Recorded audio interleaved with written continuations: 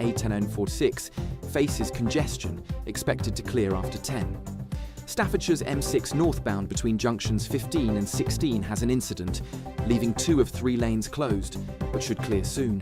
And on the trains, disruptions affect Chiltern Railways between London Marylebone and Aylesbury, and cross-country impacts Nottingham. For more travel news, go to gbnews.com. Crash Law 24 sponsors GB News Traffic and Travel Report. Good afternoon, Britain.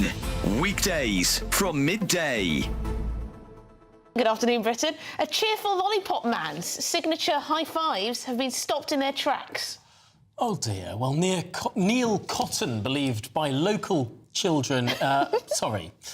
I'll start that all over again. This is a chap called Neil Cotton, and he's beloved by local kids in Howden, East Yorkshire. And he's been told by the council to stop the friendly high-fiving gesture, all in the name of health and safety. But many parents and motorists are calling it nonsense. No surprises there. So apparently this chap, 57 years old, he spent the last 2 years brightening up the school run in the East Yorkshire town of Howden. There he is, looks like a nice guy, doesn't he? He has a cheerful attitude. He has his signature high fives. The children love it, the parents love it, he loves it. But no, the council says, get on with your job and stop the high fives. This is the one area of employment where the council's trying to chivvy people on and get them to work harder rather than less hard. But I mean, what have we done in this country where we've sort of abandoned our sense of whimsy? I think adding a sense of whimsy to all jobs, I think, is a fundamental productivity measure, actually. I think if you're enjoying what you're doing, you're going to be doing it better. People are going to go into school or away from school with a smile on their face. What a joyful thing in a town in Yorkshire. I mean, amazing, brilliant. And yet, no, of course, the clipboards have to come out and the dour library monitor style individuals. I bet they're all library monitors at school. They've just got to tell people that they can't have fun. Yeah, so the children have to be shooed along. They can't be distracted by such frivolities as a high five. GB News, the People's Channel.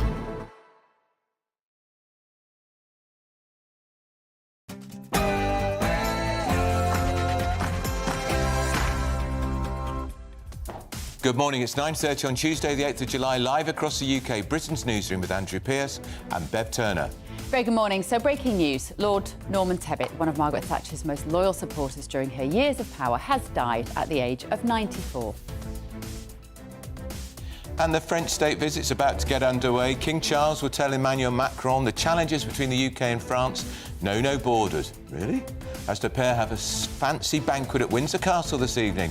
Should we roll out the red carpet or not? Palace sources keen to play down the suggestion that the King will refer specifically to illegal migration, instead focusing on defence, technology and climate change. We'll talk about ignore the elephant in the room. Now, Sir Keir Starmer has said that he will fight to save his one-in, one-out migrant deal with France during this 3-day state visit, despite opposition from other EU countries. Well, it was supposed to be a big set-piece announcement, a potential solution to the small boats crisis, but it seems now to be up in the air.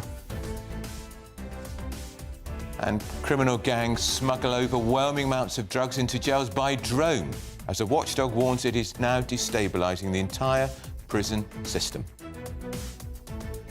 I want to present to you, Mr. President, the letter I sent to the Nobel Prize Committee. It's nominating you for the Peace Prize, which is well-deserved. That was the Israeli Prime Minister Benjamin Netanyahu nominating Donald Trump for the Nobel Peace Prize as the pair meet in Washington, D.C. Those Gaza ceasefire talks, however, continue.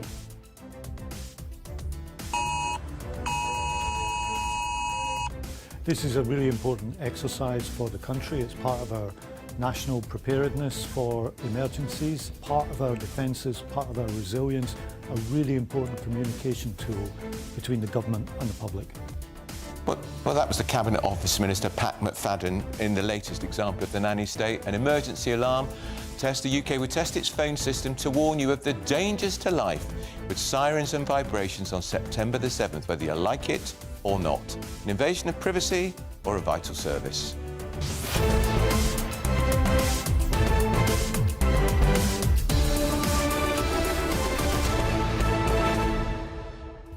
Quite a lot to be angry about this morning. It's ridiculous. Quite a lot to be angry about this morning. What is the point of this test? If you're in a theatre or a funeral, it could go off. It will go off at 3 o'clock. Even if you put the phone on silent, it'll... Outrageous. That's the least of my worries. It is about control. It is not about the inconvenience. It's about apparently keeping you safe. From what? It's nothing to do with that. You could even see in Pat McFadden's eyes. I don't think he believed it. You could just see somebody's telling him he has to do this because we're all going to be living on a digital grid and he's just got to get used to it. Get in touch this morning, gbnews.com/your say. Let us know what you think. It's a very busy show and we will tell you exactly, won't we, what we think about Macron's visit. Why is he coming? Don't go anywhere. 60-second news update with Katie Bowen.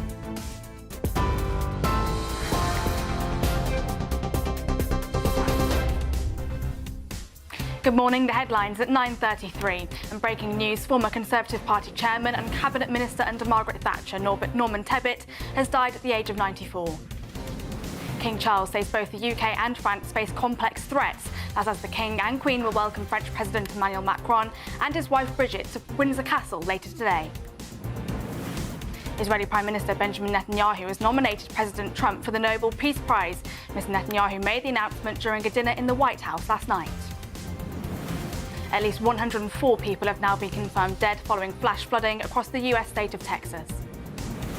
And mobile phones across the UK will sound a loud alarm at 3 p.m. on the 7th of September as part of the nationwide test of the government's emergency alert system.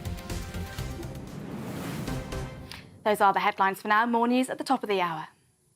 For the very latest GB News direct to your smartphone, sign up to News Alerts by scanning the QR code or go to gbnews.com/alerts.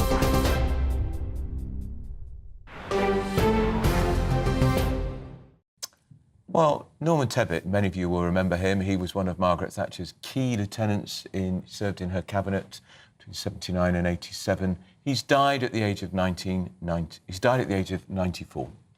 That's right. As Andrew says, one of Margaret Thatcher's most loyal supporters. And in a statement, Lord Tebbit's son, William, has said, at 11:15 p.m. on the 7th of July, Lord Tebbit died peacefully at home, aged 94. His family asked that their privacy is respected at this time and a further statement regarding funeral arrangements will be made in due course. The tributes are pouring in. Tory leader Kemi Badenoch said Tebbit was an icon in British politics and his death will cause sadness across the political spectrum.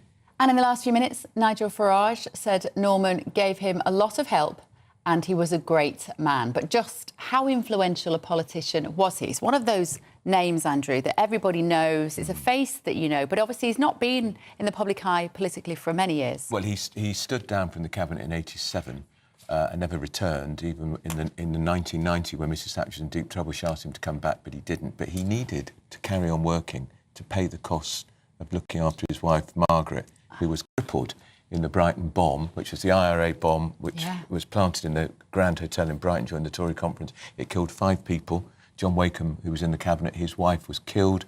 Norman Tebbit's wife was crippled in a wheelchair for the rest of her life, paralysed for most of her body. She then later got dementia as well. Oh, dear. And Norman was returned to frontline politics.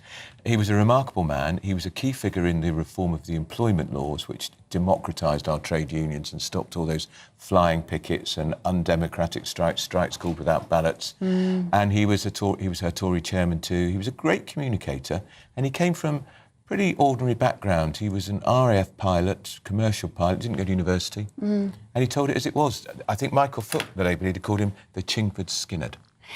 Let's talk now to former Conservative MP Sir Bill Cash. Good morning, Bill. Good to see you. Good morning. Good morning. What is the legacy that Norman Tebbit leaves? As Andrew summed up there, some of his character. What are your recollections?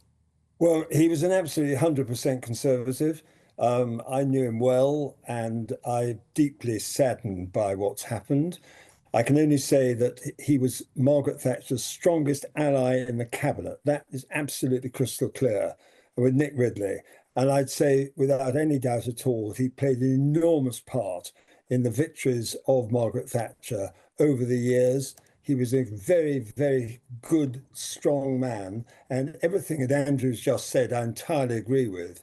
I actually know that he would or could have been leader of the Conservative Party, but for the fact that he had this terrible accident. And of course, Margaret was so crippled by it in the Brighton bombing. I actually spoke to them only shortly beforehand in the Brighton Grand Hotel myself, just as they came in. And I was just about to go out as it happened. But it was a terrible tragedy. And Andrew's completely right. He looked and nursed his wife the whole time. He was a devoted husband, but also he remained a devoted Conservative, and he gave me very, very strong support over my cause for British sovereignty. Absolutely 100% all the time. But he was a great man. He was described by some as a Rottweiler, but that's not the word I would use. It was actually tremendous dedication, determination, principle, and also complete conservatism of the very best kind. OK, lovely tribute there. Thank you so much. Former Conservative MP Sir Bill Cash there. Let us know your recollections this morning. GBNews.com/your say. He was very famous for Spitting Image as well, wasn't he, Norman Tebbit? They did a good take on it. Yeah. And he was quite amused by the Spitting Image take on him, really, sure. As they all were. But life of service. Yeah, but 94, it's a good innings. It is, absolutely. A good life, well lived. Yeah. But I say he was defined in the end, by what happened to Margaret in that terrible Brighton bomb, which, remember, was the IRA mob who tried to wipe out a cabinet, and how gruelling for Norman Tebbit that his assassins were freed. Yeah. Would-be assassins. Yeah. Who murdered 5 people that night and put his wife in a wheelchair for the rest of her life. I say his life he never really got over it, in my opinion. Right, moving on. The Prime Minister is set to push French President Emmanuel Macron for a last-minute migrant returns deal. Of course, today is President Macron's state visit Ooh la la. at the taxpayer's expense. Ooh la la, shall we say? Isn't that what the French say? It's his first state visit here. Of course, the King was there last year, remember? Mark White's in the studio. If he's going to say ooh la la regularly between now and midday, Mark, I might have to get you to take him out. Sacre bleu! I think Macron's ridiculous. Look, let's work out what might be happening today. So this proposed one-in, one-out agreement would see Britain return the small boat migrants to France in exchange for accepting asylum seekers with British family ties. Now, we've got these record high channel crossings, over 21,000 alone this year. Government sources are saying that the deal is complicated and still in the balance. It's not going to happen. And we've given, the Mail has got the figure on the front page, say, my newspaper, we've given £771 million to the French, who I think continue to wave the migrants across the Channel. But they're like an Uber service for illegal migrants. We're seeing, if you're listening on the radio, we're seeing a French policeman trying to puncture a dinghy. Funny they did this just before the state visit. It's all staged managed. Of course it is. Don't fall for it. Yeah, they could have Please don't fall for it. They could have been doing that for months, but they've chosen not to. Yeah. This is just before the state visit to make it look like they are taking it seriously. They're not. They don't care. They want the migrants off of French soil. They want them in Britain. And of course, absolutely. I just can't imagine. We've got Cameron Walker's going to be in Windsor for us this morning, but I just can't believe that the pavements are going to be hundreds deep with Brits out to applaud Emmanuel Macron and catch a glimpse of him. He's never been less popular in this country. They might be deep with migrants praising him and thanking Macron for letting him come here. Well, maybe he'll have his wife Brigitte there, who... Do you think she'll punch him again? Well, we're just seeing the footage here. I don't know whether you remember, this was back in May. She slapped him in the face, not knowing that the press was watching. If you watch this, look at that. Amazing. That is clearly some sort of domestic incident. They laughed it off and said they were playing. I'm sorry, that's not playing. No. And it was also, you have to remember, the most peculiar relationship, which began when he was a 15-year-old schoolboy. His best mate was Mrs. Macron's son. And she started a relationship with him when he was 15. She'd be arrested in this country. Oh, it's very, very odd. That whole relationship is very, very odd. Who Brigitte Macron even is very odd. Let's talk to Home and Security Editor Mark White now in the studio with us. Mark. Why are you chuckling? Question? Well, yeah, the speculation, though, genuinely, around Brigitte Macron. I don't know whether you're familiar with the journalist. I am Candace aware Owens. of the speculation. And Candace Owens has been doing a phenomenal American right-wing commentator, been doing a phenomenal deep dive into the history of Brigitte Macron, so much so, the suggestion being that Brigitte was born a man, and there is no evidence of this that we can point to, but this is the speculation. So much so that when Macron was visiting Donald Trump in Washington recently, Donald Trump called Candace Owens and to say, Can you do me a favour? Stop suggesting that Brigitte Macron was a man originally. And that clearly has come from a conversation with Emmanuel in the White House. You think they'd have better things to talk about, wouldn't you? Yeah. Probably won't come up in conversation with the question. No. Shall we talk about the one in, one out? So the Prime Minister has a very good relationship with Macron. And just explain, one in, one out, how does that, first of all, Mark, affect the tens of thousands of migrants already here in our hotels at a cost of $4 billion a year? Yeah. It won't impact on any of that. No, it won't. You're right. On a personal level, the two seem to get on very well indeed. And this one in, one out policy was supposed to be the big set-piece announcement on Wednesday after that bilateral between the Prime Minister and Emmanuel Macron, but it's all tied up. But to get to the point where you're saying it will make absolutely no difference, you're right. It will make no difference in terms of the numbers, because in order for the French to agree to take back however many small boat migrants, we must agree to take a certain quota that is equivalent to that same number. But the hope is, and if it was 100%, for instance, of the small boat migrants that were coming across the Channel, then that might actually just break the small boats model. So the small boats crisis as such would be at an end if this was to work properly. If lots of ifs here. And the big spoke in the wheels at the moment is, of course, the issue of the southern European states.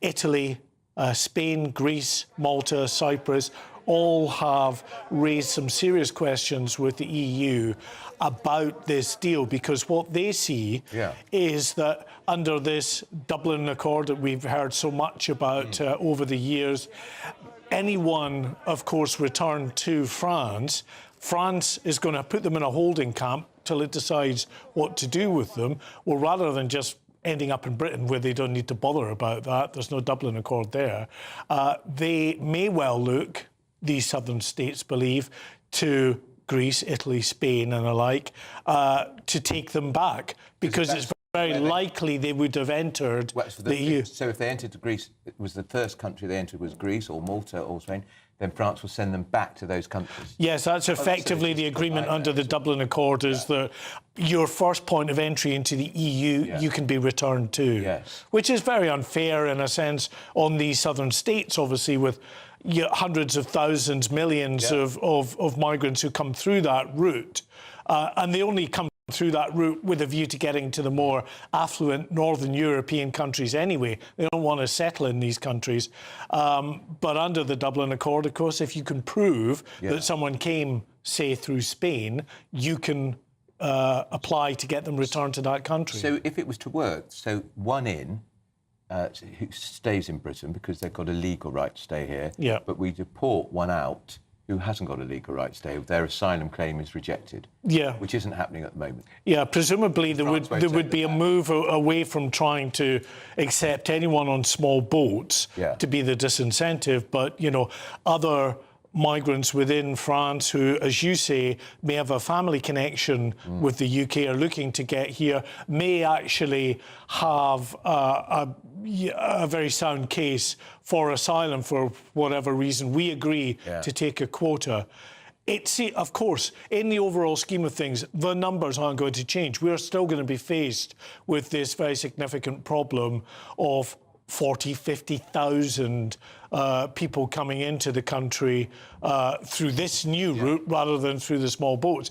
But it potentially could end the small boats crisis. But it would only do that, and this is the big point about this. If France agreed to take back 100% or very close to 100% of the migrants, it could break that model. Because obviously you're not going to come across by a small boat, pay several £1,000s if you know you're going to be returned to France. But of course, if they only take 40% back or so, you're probably, as a migrant, going to take that risk, on the understanding that, well, once I'm here, I'm likely to get to remain anyway. And even if I don't, there's a 60% chance that I'm going to stay. Just brief, Mark, on pressure time. The opposites are crazy. He did a conversation with the Albanian Prime Minister where he announced that we were going to have an arrangement where we process asylum applications in Albania. Humiliatingly, the Albanian Prime Minister contradicted him on live television, saying, no, you're not, we don't want you. They've allowed people to think that this one-in, one-out deal is going to be carried through this week, and it isn't going to be. Well, so it's another diplomatic screw-up by that. It's being considered and weighed up by the EU at the moment because they want to see in detail what the French-British proposal is to see whether it could impact these southern states. If it does, then I think the EU is likely to tell France that it can't do it. So, yeah, it would be a complete and utter disaster for Sir Keir Starmer. So I think look forward on Wednesday to them emphasising how robust the French police are going to get as the second option for the £700 million or euros. If our inbox is anything to go by, they won't be lining the streets of Windsor today, clapping and cheering for Macron. Right, keep your messages coming. There's a Rotten Tomato shop in Windsor. Why do only half of 18 to 24-year-olds feel ready for work when they leave education? This is on the day, of course, that we hear that Norman Tebbit has died, and he once said, I grew up in the 30s with an unemployed father. He didn't riot, he got on his bike and looked for work, and he kept looking till he found it. Told it as it was. Quick break for the weather.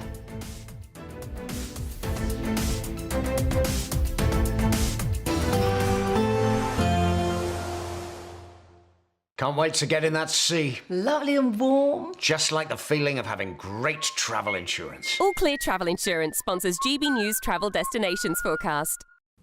Things have turned a little cooler across Italy, and a brisk northerly breeze will keep that going in Rome. Some heavy rain recently in Croatia, that's clearing away. Small chance of a shower in Madeira, but the Canaries fine, dry and sunny, as is Portugal and most of southern Spain. So there is the chance of 1 or 2 showers near Barcelona. It's fine and sunny across Greece and Turkey. Plenty of sunshine on offer here, turning dry now in Croatia, as I said. A chance of 1 or 2 showers later this week, though, in Rome.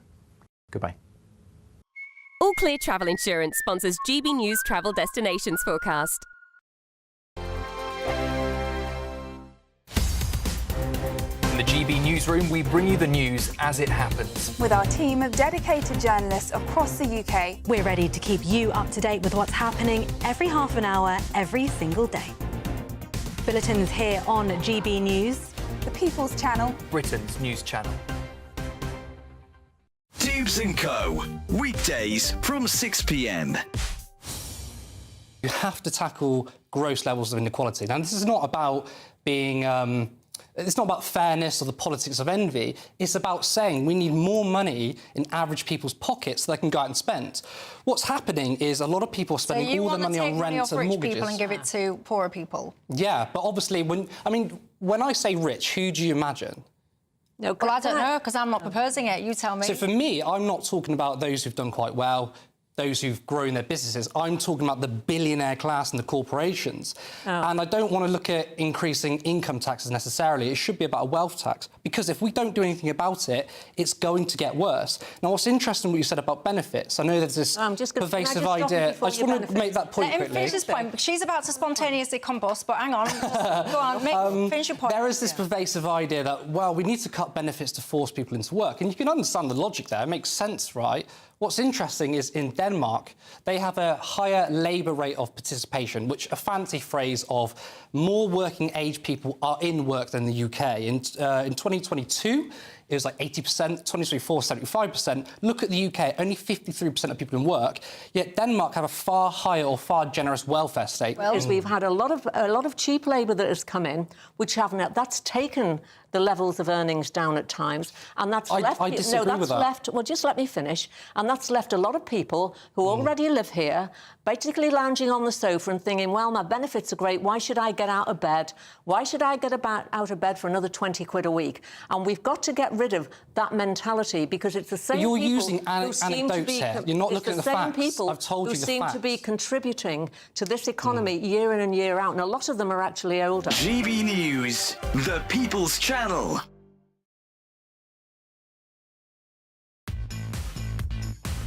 hosts, 5 opinions, 5 fearless debates, 5 unfiltered takes on the day's news. 5 reasons not to be anywhere else on Saturday night.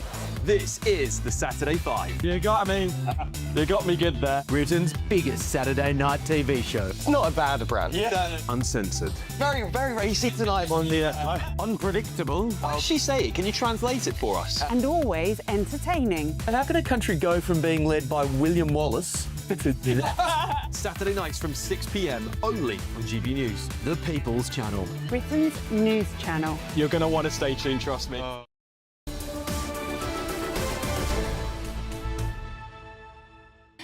9:52, this is Britain's Newsroom on GB News. And oh, we're excited, Andrew Pearce, aren't we? We are so excited. His plane is, as we speak, getting close to the English Channel. President Macron coming for his first state visit. He's only got 2 more years left. What's the point? He's a lame duck president. And we're paying for this. He's got no parliamentary majority. He can't do anything in France. Now, King Charles has chosen a very special phrase today, which I think has been deliberately designed to wind us all up. I'm sorry, King Charles, you got this wrong. He's going to tell Emmanuel Macron the challenges between the UK and France, no borders. And this will have been written in consent with his Prime Minister. Should we be rolling out the red carpet for Emmanuel Macron? Cameron Walker, tell us about the thousands of people that are lining the streets in Windsor just to catch a glimpse of him. How many are there, Cameron? Come on, reveal all. I mean, I can see roughly 25 people from my position, Andrew and Bev. It's not particularly crowded here, to be perfectly honest. It could, of course, grow because we're still a few hours off, perhaps, all the festivities starting. But, of course, you mentioned the word borders, didn't you? And that is very much the question that people are suggesting that King Charles is referring to the illegal migration crossings. From my understanding, that's not particularly what King Charles is referring to. Instead, royal sources suggest to me that that is more about defence and technology and, of course, the inevitable climate change when it comes to King Charles as well. But the big pomp and pageantry, of course, taking place, a guard of honour in honour of the President of France. The Prince and Princess of Wales picking him and his wife, Bridget Macron, up from RAF Norfolk and taking him here to Windsor. Taking place in Windsor because Buckingham Palace is being resurfaced. And to be honest, it's seen as a bit of a bit of a dry run, let's say, for President Trump's state visit in September.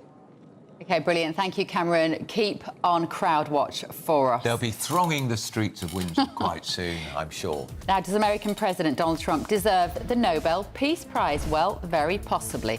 We'll be revealing who has backed him for the accolade. Don't go anywhere. This is Britain's Newsroom.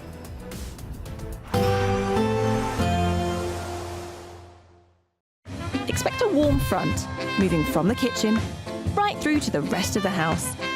Boxed Boilers, sponsors of weather on GB News. Morning. Welcome to your latest weather update from the Met Office here on GB News. A fine summer's day out there for the vast majority. Temperatures close to average, feeling a bit warmer than yesterday.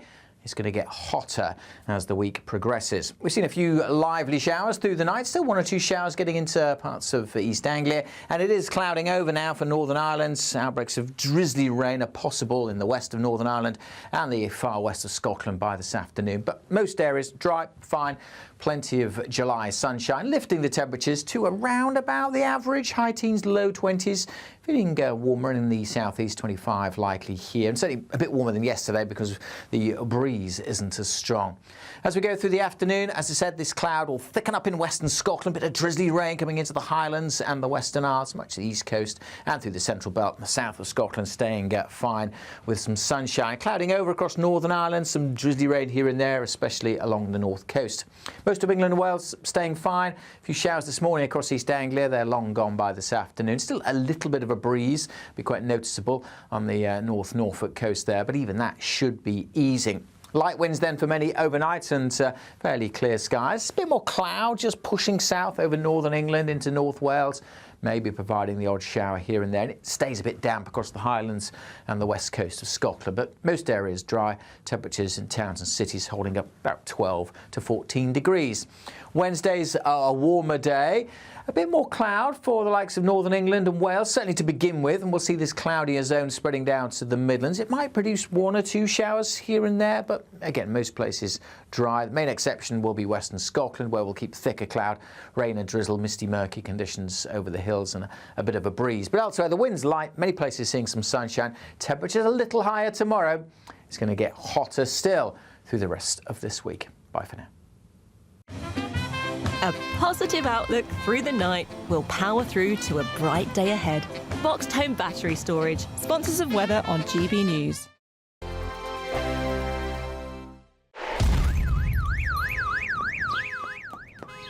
Crash Law 24 sponsors GB News Traffic and Travel Report.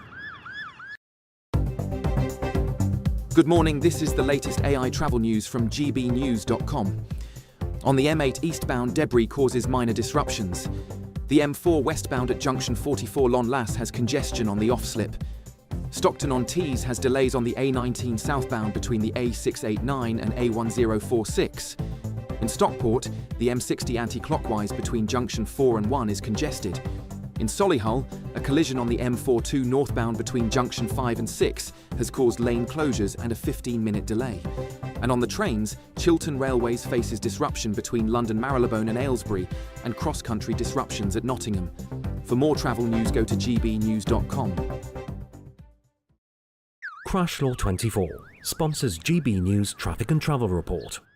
Imagine having an extra £1,000 to spend each week for an entire year. £54,321 in tax-free cash could be yours. Cash to spend however you like. £54,321 in cash could be landing in your bank account this year. For another chance to win £54,321 cash, text cash to 63225. One entry costs £2.50 plus one standard network rate message. Or text bonus to 63225. 5 entries cost £5 plus one standard network rate message. Go to gbnews.com/win. Entries start at £2.50. Call 0903 686 3232. Calls cost £2.50 plus your network access charge. Or post your name and number to GB14 PO Box 8690 Derby DE1 9TT. UK only. Entrance must be 18 or over. Lines close at 4 p.m. on the 1st of August. Please check the closing time if listening or watching on demand. From the school run to the home run, watch a new show for all of Britain. He can say whatever he wants. A straight-talking show where all voices are heard. And, you know, when are we going to stop talking about smashing the gangs and actually do it? With the stories that matter from every part of our country. There's a bit of a crash landing there for your Chancellor. Bold, fearless and standing up for you. That's me, Martin Dordme, 3 p.m. till 6 p.m, weekdays, here only on GB News. The People's Channel, Britain's news channel. Westminster's full of talk, but out here, it's the real world. Am I allowed to talk then? No, that's it. This is where it matters, real people and real lives. That's what politics is all about. In fact, has Trump made a good start? No. Straight answers, no spin, and just a couple of pints. How many fingers have I got up? About 10. So join me for Lee Anderson's Real World every Friday at 7 p.m, only on GB News. The People's Channel, Britain's news channel.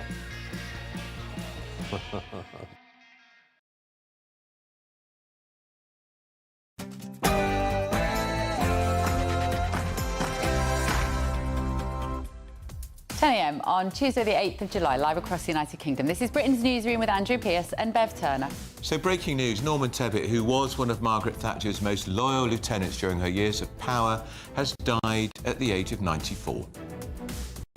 And there's a French state visit today. I'm sure you're delighted. King Charles is going to tell Emmanuel Macron that challenges between the UK and France, quote, no borders. Really? As the pair have a fancy banquet at Windsor Castle this evening, should we be rolling out the red carpet for Emmanuel Macron at a time when we've got record illegal migrant crossings? Let us know. And on that subject, Starmer is fighting on to save his one-in, one-out migrant deal with France, which will be discussed during that three-day state visit, but it's coming into huge opposition from other EU countries. Funny that. I want to present to you, Mr. President, the letter I sent to the Nobel Prize Committee. It's nominating you for the Peace Prize, which is well-deserved. That's Israeli Prime Minister Benjamin Netanyahu publicly nominating Donald Trump for the Nobel Peace Prize as the pair met in Washington, D.C. Does he deserve that?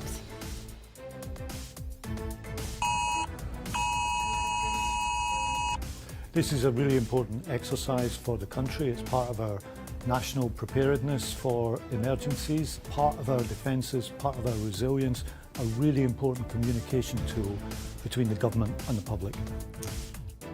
So that's a deeply underwhelmed Cabinet Office Minister, Pat McFadden, telling us about how the UK is going to put our phone system to test to warn us of the dangers to life. There'll be sirens and vibrations on September the 7th, whether you like it or not. An invasion of privacy or a vital service? You tell us what you think.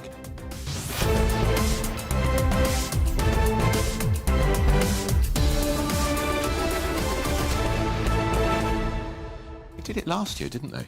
Well, they did. Well, they tried to. They didn't do it on my phone because I turned it off. I turned mine off. Because I always will.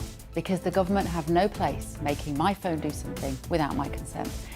And the question that I would ask, what is the danger that they think we're going to have in the future that as human beings we haven't already had? That's the big question. And frankly, they say it's about weather.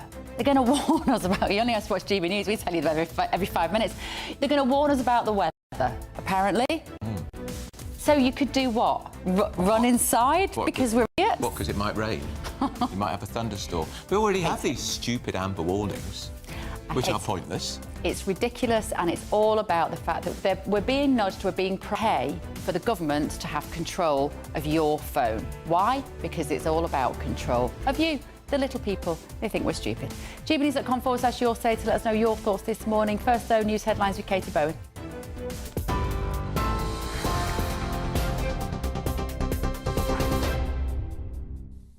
Bev, Andrew, thank you and good morning. Your headlines at 3 minutes past 10.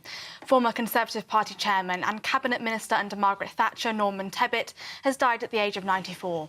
Lord Tebbit, who was a former pilot, died peacefully yesterday evening. He was first elected as a Conservative MP for Epping in 1970 before entering the House of Lords in 1992. Lord Tebbit and his wife were both nearly killed in the IRA bombing of the Grand Hotel in Brighton in 1984, injuries which left his wife paralysed for the rest of her life. Conservative Party leader Kemi Badenoch has described Lord Tebbit as an icon in British politics, with Reform UK leader Nigel Farage adding he was a great man. In a statement, Lord Tebbit's son William said that the family are asking for their privacy to be respected at this time, and that a further statement regarding funeral arrangements will be made in due course. Elsewhere, King Charles says the UK and France both face complex threats, as the King and Queen will welcome French President Emmanuel Macron and his wife Brigitte to Windsor Castle later today. It's the first UK state visit by a French president since 2008. The King will tell President Macron that the challenges Britain and France face know no borders. At a summit on Thursday between the two countries, immigration is set to be the centrepiece, as Prime Minister Sir Keir Starmer aims to get a one-in, one-out migrant returns deal with France over the line. A state banquet at Windsor Castle will take place this evening, while President Macron will also address Parliament. Israeli Prime Minister Benjamin Netanyahu has nominated President Trump for the Nobel Peace Prize. Mr. Netanyahu made the announcement during a dinner at the White House last night, where they discussed the possibility of a ceasefire in Gaza as well as Iran's nuclear capabilities. The Israeli leader said that President Trump is, quote, forging peace as we speak in one region after the other. Transport Secretary Heidi Alexander reacted to the news earlier on GB News. I think the thing that we should be focused on is bringing peace to the Middle East. The images that we've seen on our television screens over the last couple of years have been absolutely horrifying. And so I think the most important thing here is, aside from any individuals, what are we doing now to bring about a permanent peace to the region? We want to see an end immediately to Israeli hostilities. The other thing that needs to happen is that the hostages obviously need to be released as well. The only way we're going to get a lasting peace in the region is to see a two-state solution. At least 104 people have now been confirmed dead following flash flooding across the US state of Texas. The bodies of 56 adults and 28 children have been found in Kerr County, while fatalities have also been recorded in 5 other counties across the state. Authorities say at least 41 people are still missing in Texas, including 10 girls from a girls' Christian summer camp. President Trump will reportedly visit the region on Friday. The public inquiry into the murders of 3 young girls in Southport last July will begin later today. A key question for the inquiry will be whether the attack could have been prevented given what was known about the killer. Chairman of the inquiry, Sir Adrian Fulford, will begin with proceedings with an opening statement at Liverpool Town Hall. Axel Rudakabana was given a life sentence in January with a minimum term of 52 years for murdering Alice Da Silva Aguiar, B.B. King and Elsie Dot Stancombe at a Taylor Swift-themed dance class on the 29th of July last year. And mobile phones across the UK will sound a loud alarm at 3 p.m. on the 7th of September as part of a nationwide test of the government's emergency alert system. The 10-second drill is the second of its kind following a 2023 test that failed on some networks. Alerts are designed to warn the public of life-threatening dangers like severe storms or floods.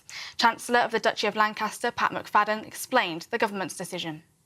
This is a really important exercise for the country. It's part of our national preparedness for emergencies. We had one national test a couple of years ago, and what we're announcing is a repeat of that test on the 7th of September this year. It'll be a really important moment where we can do the equivalent at a national level of testing the country's fire alarm or smoke alarm. Part of our defences, part of our resilience, a really important communication tool between the government and the public. Those are your latest GB News headlines. Now let's go back to Bev and Andrew.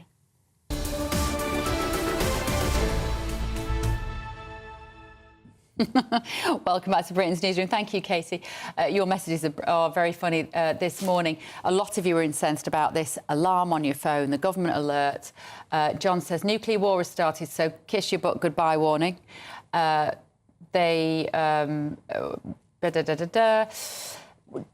Can't read that one. So the national alarm goes off, says John, because Russia has sent a nuclear bomb. So how far are you going to run in a matter of minutes when a nuclear bomb covers a 100-mile radius? It's a very good point.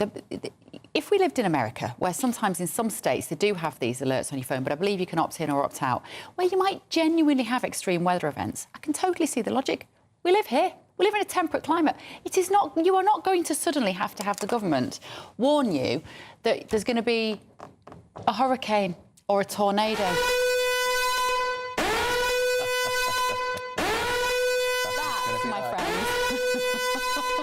Is what your phone is going to do. We may intersperse one or two more of those sounds during the programme just to show. I didn't really know that was going to happen. It sounds like the klaxon which used to sound when I was growing up in Swindon. It used to go at 6 o'clock in the morning, 6:30 in the morning, 7 o'clock in the morning, telling people to go to work. What? Yeah. Really old-fashioned. What? Yeah. It was for the railwaymen. Really? It used to go at 6 o'clock, 6:30. If it was going at 7, you were late. A state alarm clock? Yeah. Oh, so this isn't new then? So socialist Britain, that was. My word. Yeah. Well, Phil says, spot on, Bev. All my phones will be off. Christine, morning, Christine. I've already put a reminder on my phone to turn it off, as I did for the other test. It's my phone, it's my life. If I can't see a danger, I'll wait for the news. So, Starmer, stick it. I'm with you. Johnny, I agree 100% with Bev. There seems to be an overdrive to control us, especially now that reform are on the rise. And Janie, what are we supposed to do if the alarm goes off? Head for the bunker that I haven't got, she says. You're absolutely right. I love GB News viewers and listeners because you just see right through this. And talking of reform, of course, the French president is going to see the Prime Minister, Kemi Badenoch, who's got 121 MPs, the leader of the Liberal Democrats. Why? But won't see Nigel Farage. Is that right? Will not see Nigel Farage, even though they got 4 million votes to the Lib Dems' 3.5 million votes. He won't see Farage. He knows exactly who Farage is. He knows he's an insurgent. He knows he's probably going to win the next general election, but he won't see him because he doesn't want some uncomfortable truths. Because Nigel will tell it as it is. You're waving those migrants across the channel because you can't wait to get rid of them. It's also because you're absolutely right, but it's also because he's Team Starmer, isn't he? Yeah, and you think number 10 will have said to him. Your number 10 will have said to Macron, "Don't see that Farage guy." Under no circumstances give Farage the quotes oxygen of publicity. And Wombats and Ice has said this morning, on September the 17th, the government will send an emergency alert to all our mobile phones. I'll be switching my phone off. The only alert I want from this Labour government is when they call a general election. I told you, the inbox is brilliant this morning. Wombats, you've got another 4 years to wait for that. They're not in any rush, are they? Because they would lose and lose badly. Yeah. Breaking news this morning. Lord Norman Tebbit has died. We heard this news about an hour or so ago. He was one of Margaret Thatcher's most loyal supporters. And, of course, he was in her cabinet between 79 and 87. But, of course, he survived the 1984 IRA bomb attack on the Grand Hotel in Brighton. He was very seriously injured and his wife was in a wheelchair for the rest of her life. And that actually defined the last years of Norman's life because he had to work so hard to pay for her care. Really amazing man, actually. In a statement, Lord Tebbit's son, William, has said, Lord Tebbit died peacefully at home, aged 94. His family asked that their privacy is respected at this time, and a further statement regarding funeral arrangements will be made in due course. Kemi Badenoch, who's the Tory leader, said Tebbit was an icon in British politics and his death will cause sadness across the political spectrum. Reform UK leader Nigel Farage has said Norman gave him a lot of help and he was a great man. Let's talk to David Mellor, who was also a key figure in Margaret Thatcher's administrations. David, morning to you. David, you knew Norman very well. I knew Norman as well as you. In private, he was quite different, wasn't he, to the image that was cultivated of the Chingford skinhead, the man who told it straight. He was a real political bruiser, but in private, he was one of the most charming men you'd ever meet. Yes, when he wanted to be. Yes. But there were plenty of time when people like me didn't please him, and he wasn't that charming. But the thing about Norman is, every administration as tough as Margaret Thatcher's had to have somebody who was really strong. Yeah. Had to have somebody who could really tell it how it is. And plenty of people in politics, they can be nice on the telly, they can smile at the presenters and all the rest of it. But you need tough people, a tough person who can actually do the business. And Norman Tebbit could do the business. And of course, it was very sad. I mean, I knew his wife. I was in Brighton when, of course, she was gravely injured, as was he.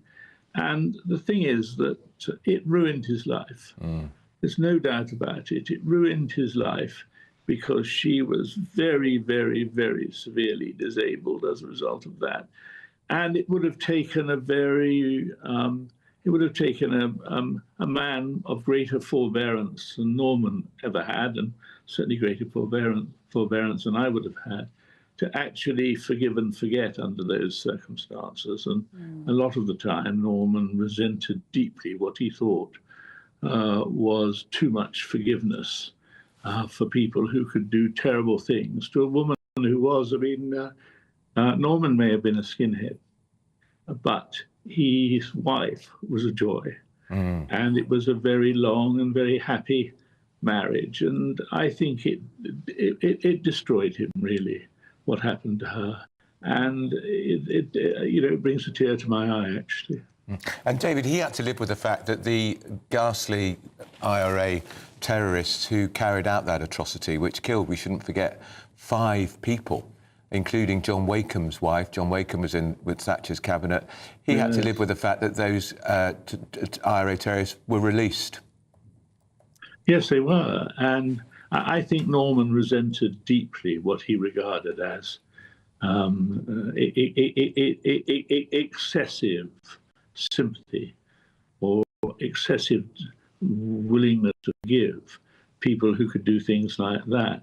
Because, of course, people forget it would have killed Margaret Thatcher. She just happened to be in a different part of the suite, of her suite. If she'd been elsewhere in that suite, that would have been the end of her. We forget how near to killing her they got. I wonder, David, whether you think of Norman Tebbit in comparison to some of our politicians today, and whether that kind of politician that was all about values and integrity and a sort of devil may care whether the media agreed with him or whether he was popular was just not as important as a life of service, doing what he believed and standing up for his country. It's almost like that generation of politician is becoming a distant memory. Well, he certainly wasn't in politics for his own advancement. He was in politics because there was a job to be done, and he did his best to do that job. And, we forget what a gifted man he was, that he had an ability to say things in a way that was very memorable. He had a wonderful turn of phrase. But I think it was difficult for him to escape the sense of bitterness of what had happened to him. One of the other Conservative cabinet ministers who lost their wife in that bombing, I went to see him as he was in recovery, and I said, John Wakeham, it's amazing how you manage to be so seemingly at ease and relaxed.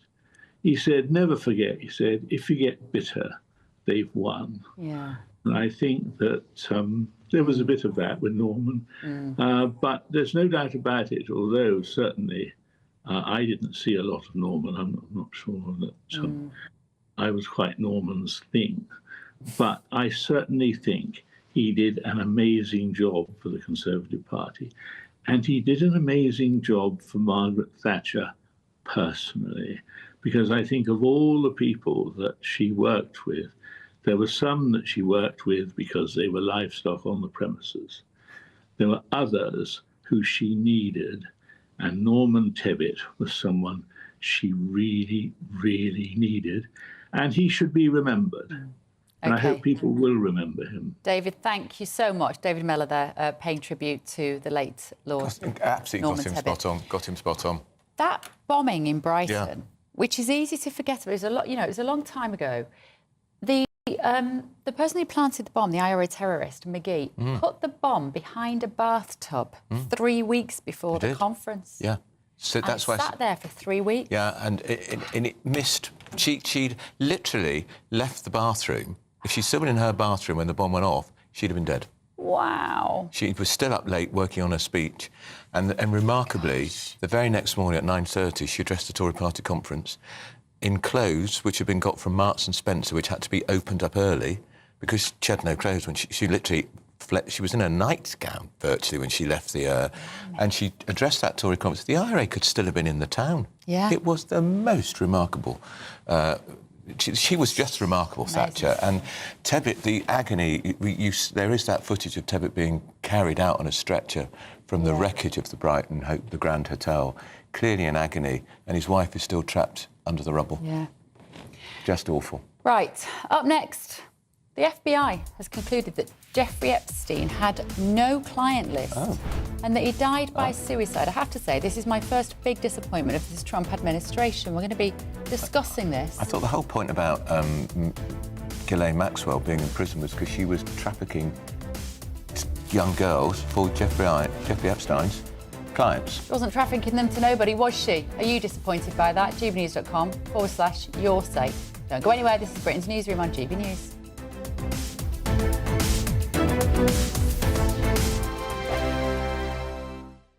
At GB News, we love to hear from you, our loyal community. So drop us a line at gbnews.com/your say. There, you can talk to each other and also to the presenters live on air. gbnews.com/your say, because GB News is your channel, Britain's news channel. GB News Breakfast, every day from 6 a.m. Sally first. How can this be good? I'm not sure if it's good, but I wouldn't say it's bad. I would defend everyone's choice to, if they can afford it, send their child to whatever care facility that they choose. And I think when you're talking about very young preschool children, there's an awful lot of life ahead of them where they can learn that life isn't always going to shower you with rose petals and tasting menus. If it suits the parents, if it suits the child, why not? And we are talking about a very small sector of society who, A, can afford this sort of option with your preschool childcare, and it's for a very short time. So there's obviously a market for it. They've come all the way over from Singapore to set this up. It's their first outpost in the UK. So, yeah, good luck. If there's a gap in the market, fill it. I know I'm a mother of 4 and I've got my own business, and even when we sit down for tea at night, I'm still on my phone, I'm still emailing. So for me, it's kind of like, I'm wondering if these parents are working 24/7 and they're trying to offset the guilt because they're really time poor with the kids. I mean, I've got 4 boys and I do think I naturally pamper them because I don't know about you, Stephen, but when I was growing up, I was constantly told I didn't even know I was born, whatever that means. And so it's like, I think each generation we pamper our kids even more, you know? But Davinia, when you're sitting down with your kids having dinner, are you giving them a crisp golden Spanaca pita with refreshing tzatziki, followed by smoky jambalaya studded with free-range chicken and prawns? Or are they getting beans on toast? Funnily enough, Stephen, that's a no. GB News, the People's Channel. Westminster, the ultimate clique. And you're fighting like rats in a sack. But here on the Camilla Tominey Show, we ask the questions the establishment media is too scared to ask. OK, let me ask you a straight question, because I know you're a straight-talking politician. Whether it's net zero, illegal immigration or law and order, nothing is off-limits. You had the power then. Yeah, as I And say, now you've lost it. That's the Camilla Tominey Show, a politics show that's fearless. But no, let me finish my question if you don't mind, because it is my show. Sundays at 9:30, only on GB News, the People's Channel, Britain's news channel.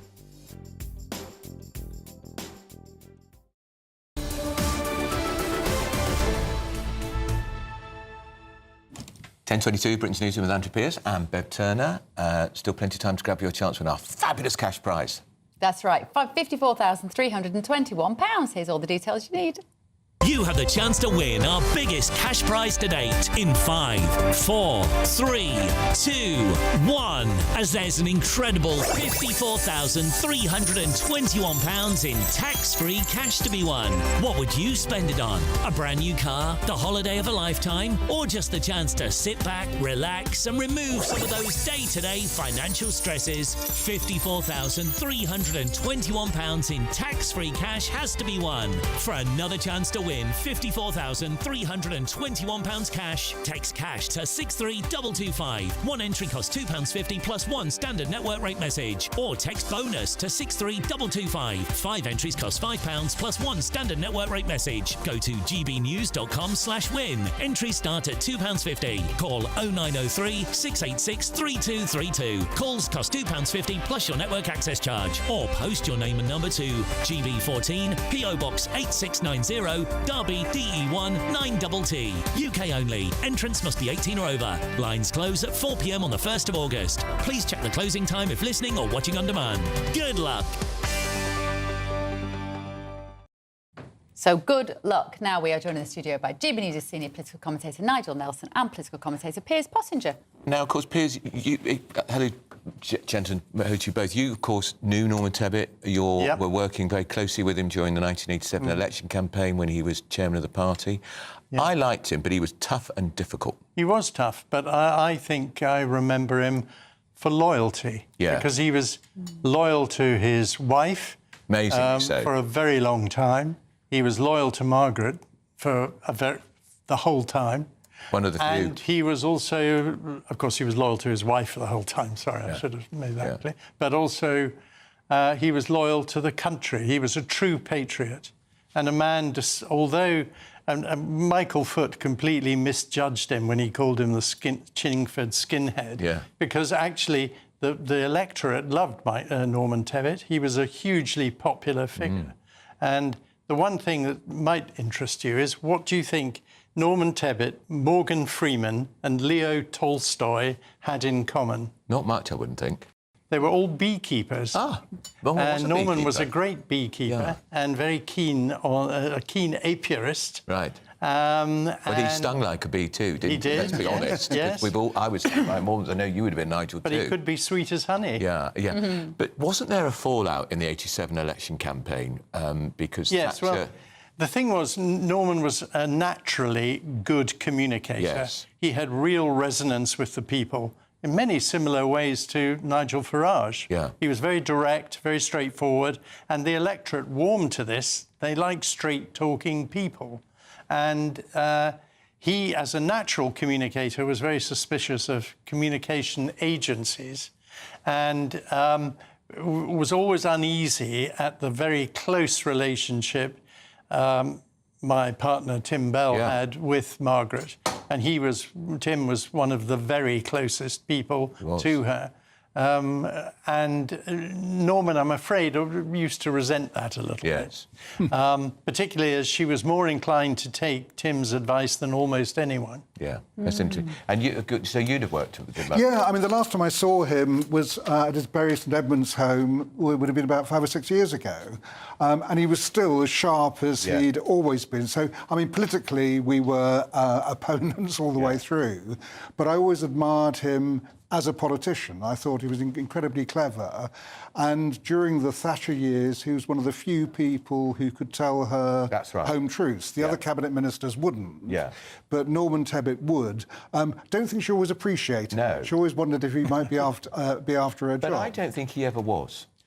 No, I mean... And after the Brighton bomb, it was out of the question, because Margaret was so... Well, his career really stopped after Brighton bomb. I mean, Margaret Thatcher herself said that he was never fully engaged in cabinet meetings because he was always thinking about Margaret and back on the phone to make sure the nurses were looking after her. And some of the old Tory grandees, particularly those of any kind of aristocratic background... they looked down on him. They rather looked down on him. Macmillan famously mentioned once...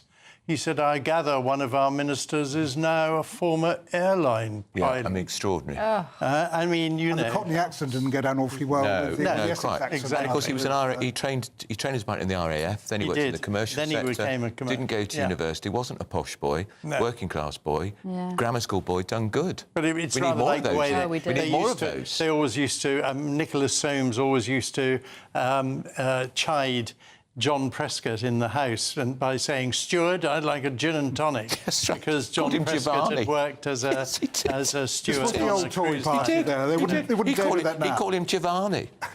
He'd shout it across the Commons chamber. About Norman Tebbit. When John Prescott was... No, John Prescott. It was so snobby. They couldn't do that these days. They would, no. That snobbishness of the Tory party has gone, in fairness. But you know, what I've often thought about it, Piers, there was a lot of money knocking around the Tory party in the 80s when Thatcher was in her zenith. I always thought it was strange that a Tory donor didn't come up with some money for Norman to put in some form of endowment fund to pay for the care of Margaret, because he constantly fretted, was there going to be enough money to pay for her care? And after the 87 election, he had to give up politics effectively as a cabinet minister so he could take jobs in the private sector to pay for her care 24/7. Well, actually, I think the country owed it to her. Yeah. Because he was a serving minister at the time of the Brighton bomb. And it was in the line of duty that his wife was nearly killed and paralysed. And indeed, he also suffered quite serious injuries, which he never, ever complained about or talked about or mentioned. Many people did. John Wakeham, another who suffered huge injuries. Lost his wife. And lost his wife in that appalling thing. And now we have a government where Lord Hermer, the Attorney General, defended Gerry Adams, the man who was officially the head of the Sinn Féin and unofficially the IRA. And, of course, Nigel, as part of the deal that Blair did, the Good Friday Agreement to bring peace in Northern Ireland, blood-soaked killers like McGee, who planted the IRA, the bomb in the IRA in the Grand Hotel, were set free. Yes. And Norman had to put up with it. Yes, and was always against that. Cool. And also Jeremy Corbyn bringing the likes of McGuinness and Adams to lunch in the House of Commons. I remember being there for that. They came in with an awful lot of heavies at the time. When that really happened. Appalling. But I mean, the Good Friday Agreement, that was the only way of actually getting peace in Northern Ireland. So, yes, you had to make those kind of concessions. And even to this day, as the consequence of the Northern Ireland Agreement, we see soldiers who are veterans of the Troubles being pursued now by the state for potential prosecution. But all the IRA killers have got a pardon. Yeah, I mean, I think that the pursuit of the soldiers is probably coming to an end. It should stop now. David Davis has been trying to stop it. Yes, he has. Yes, he has. I mean, obviously, the tricky bit with all of this is: do you let people off crimes that they did, whoever they are, whether they're an IRA terrorist or a British soldier? So there is a kind of moral argument there. But certainly, Norman Tebbit himself was never in favour of that. I'm sorry, you can't equate a British soldier with an IRA terrorist. Well, no, what I'm saying they're is not the same at all. No, they're not the same at all. I agree with you. But the whole point is, if you're going to do a deal, that you're doing a deal. So both sides will find something unsavoury about that deal. Well, the only people that our current Attorney General would be interested in doing a deal with are enemies of Britain. Well, we're going to move on to one. We've got time for one more quick story. Gentlemen, which one are you doing? Let's talk about the fact that apparently Prince Andrew is going to be fine because the Epstein list, which Donald Trump had promised would be revealed, is now not going to lead to anything. And so the only person who's paying a price for Epstein is Ghislaine Maxwell, who's in prison for a very long time for trafficking minors. Daughter of course, a Labour MP. Yes, boss, yeah. And my former boss. Yes, exactly. There we are. Yeah. You always work with the best. But I think the thing about this is it's very interesting because on the face of it, it looks like, oh, yeah, why have they suddenly pulled the rug on this? Of course, it's all party because people involved with Epstein were right across the board, Republican and Democrat, very big business. And, of course, the British ambassador to...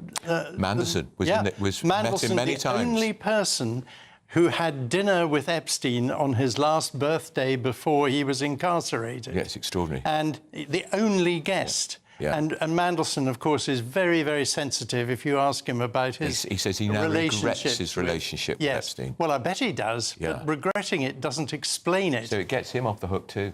Yeah, well, yes, I mean, whether or not that's the reason for it, I don't know. I mean, we don't know why the FBI stopped. I'd imagine getting evidence was really difficult to collect, given that a lot of these things were on private islands. Oh, there'll be diaries.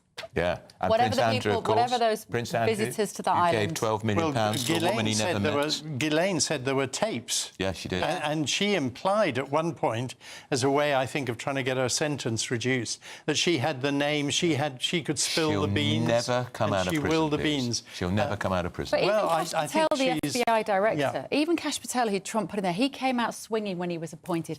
I'm going to uncover the Epstein list. I am going to show you all nothing. Well, it does smack of political pressure, doesn't it? It really does. Yeah. I mean, isn't even Bill Clinton was linked to it too, wasn't he? Yes, he was, yes. Yeah. I mean, that's the point. It goes... And you had Bill Gates. Yeah. You know, you had really big names. Of course, the Barclays chief, who's just been banned from for life from financial services because of his connection with Epstein. Yeah. I mean, it's... it stinks. Thank you both. Right, 60-second news update with Katie Bone. We'll see you in the next hour. Here's Katie.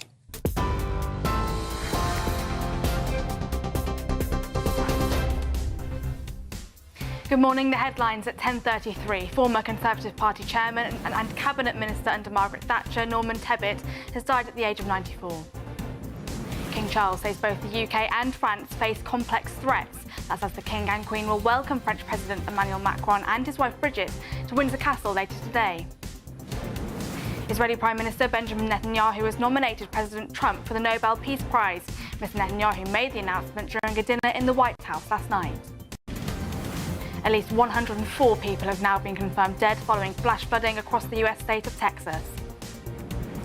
And mobile phones across the UK will sound a loud alarm at 3 p.m. on the 7th of September as part of the nationwide test of the government's emergency alert system.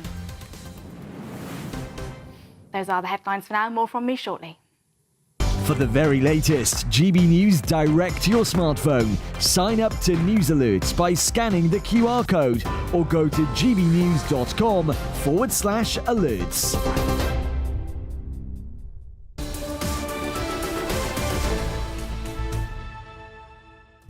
Up next this morning, why do only half of youngsters between 18 and 24 leave education say that they are not ready for work?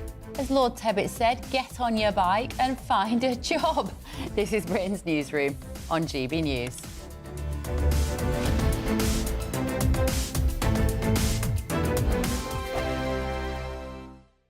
Morning. Welcome to your latest weather update from the Met Office here on GB News. A fine summer's day out there for the vast majority. Temperatures close to average, feeling a bit warmer than yesterday. It's going to get hotter as the week progresses. We've seen a few lively showers through the night, still one or two showers getting into parts of East Anglia, and it is clouding over now for Northern Ireland. Outbreaks of drizzly rain are possible in the west of Northern Ireland and the far west of Scotland by this afternoon, but most areas dry, fine, Plenty of July sunshine, lifting the temperatures to around about the average, high teens, low 20s. Feeling warmer in the southeast, 25 likely here, and certainly a bit warmer than yesterday because the breeze isn't as strong.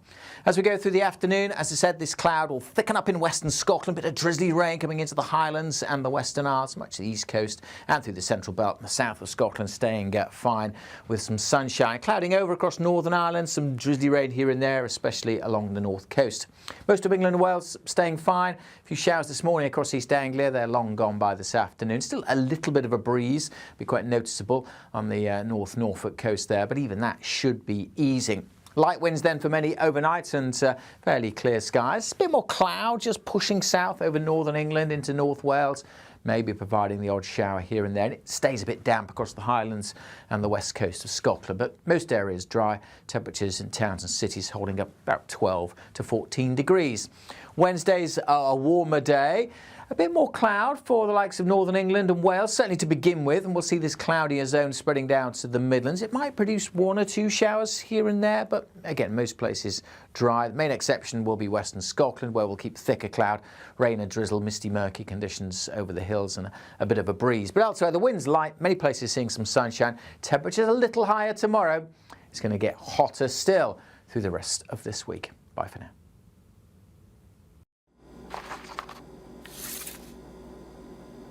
Crash Law 24 sponsors GB News Traffic and Travel Report. Good morning. This is the latest AI travel news from GBNews.com. Drivers on the A19 southbound in Stockton-on-Tees face 50-minute delays between the A689 and A1046 junction. In Stockport, M60 anti-clockwise congestion between junction 3 and 1 adds 30 minutes. M1 southbound in Leicestershire, a breakdown between junctions 24A and 24 closes a lane. In Cambridgeshire, A14 westbound is down to 1 lane due to a collision between junction 36A11 and 35, causing an hour-and-a-half delay.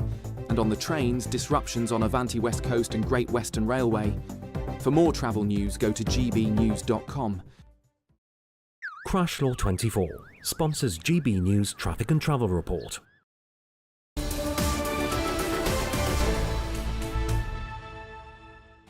Welcome back to Britain's Newsroom.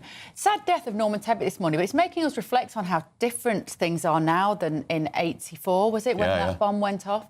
Because you will see where I'm going with this, because new research suggests that only half of 18 to 24-year-olds say that they're ready to go to work when they've left education.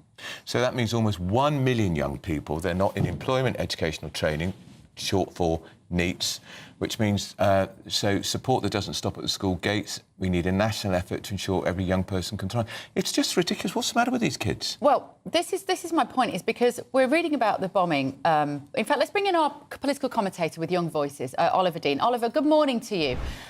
We're reading about this bombing of the Conservative conference in 1984 when Norman Tebbit's wife was so badly injured. The very next day, Margaret Thatcher insisted that the party conference carry on because there was a sense of we will not be defeated, we will go out, we will work. We cancel sports days now when the weather's too warm. So is it any wonder we've got a generation of young people who don't want to go to work because, frankly, they've been told by their education system, oh, life's a bit difficult, stay at home, stay in bed? No, I think you're completely right. And firstly, good morning to you both.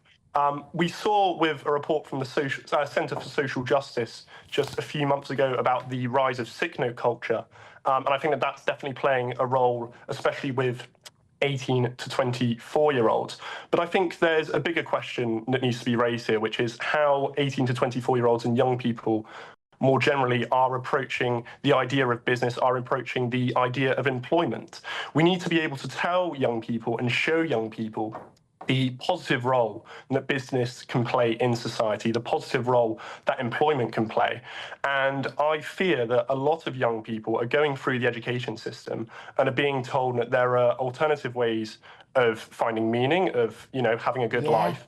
And we need to be championing business instead. What is the alternative they could follow then? This is the thing. I mean, it really is a massive worry. And I think what a lot of young people are being told at the moment is that, grades are the only thing that matter. We've seen that 40% of 18 to 24-year-olds have never had some form of work experience. God. And yet employers are constantly asking for younger people to have more and more experience. And it's just this cycle, and it's really harming future generations. But also, it's worth saying, this is the lockdown generation. These are the kids who didn't do work experience. I have a 21, nearly 22-year-old. I have a 16-year-old.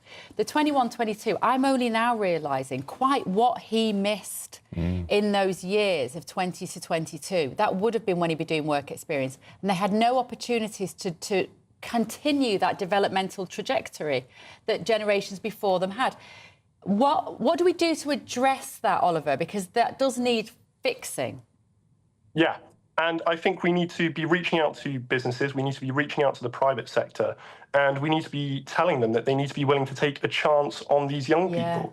These are young people who haven't had the same opportunities as other generations. They are disadvantaged in that regard. And unless businesses see that, unless the private sector sees that, and they're willing to take that chance, then they're going to go through their entire adult life without the same opportunities as other generations. What are you going to plan to do with your life, Oliver? Have you worked it out yet? I haven't worked it out, but, I went to university. I'm currently studying at LSE. And I think there is an idea that's ingrained in a lot of schools that, if you go and do your A-levels and then you go to university, then you're going to have a well-paid job at the end of it. But the truth of the matter is that that's not the case for a lot of young people. More and more people are going to university. In fact, we're seeing record numbers of students going to university. And yet we've got an increasingly competitive job market. People are going to look for jobs, and there are more than 400 people applying for a single position. Yeah. And if things like your degree and work experience are going to play a role in determining whether you get that job, then more needs to be done to ensure that there is a level playing field. And as much as I am frustrated by this generation who just seem to have a negative mindset, because it does seem to be, well, it's just too hard to get a job. I understand that. It can be very hard to get a job, Oliver. I think, that's what you're saying. It's not just about the numbers, but it's about the fact that when they get to the end of the month and they look at their pay packet and they see how expensive life is as well, just to go out and have a pizza and a couple of beers with their mates, they might have had to work 6 hours to pay for that, by the time they've paid their taxes and everything else on top of it. So it's so demoralising for the younger generation. How do they pull their socks up and just put one foot in front of the other?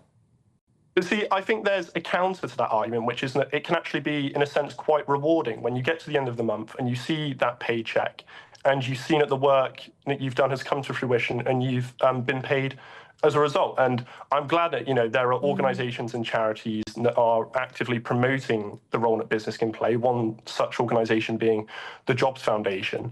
And we've seen time and again that, if young people are provided with employment, are provided with these opportunities, then they're going to have better mental health, they're going to have more money in their pockets, which means that they can spend it more, which means more money in the economy, more money for public services collected in tax and so forth.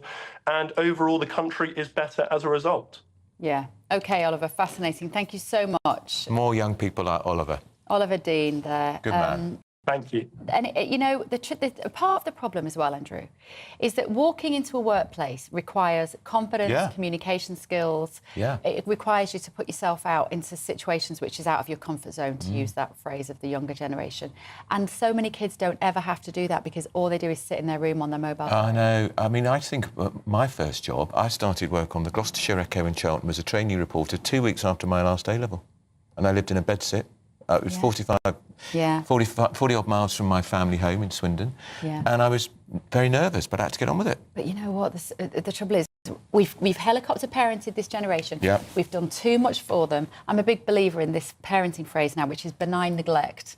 And in fact, my daughters were at home this morning. They've broken up from school already. I've left them a list. Really? Already? Yeah, already. Blimey. I've left them a list. Well, one of them's done a GCSE, so she finished weeks ago. But the other one, I've left them a list of homework, of housework that they have to do by the time I get home if they want some pocket money.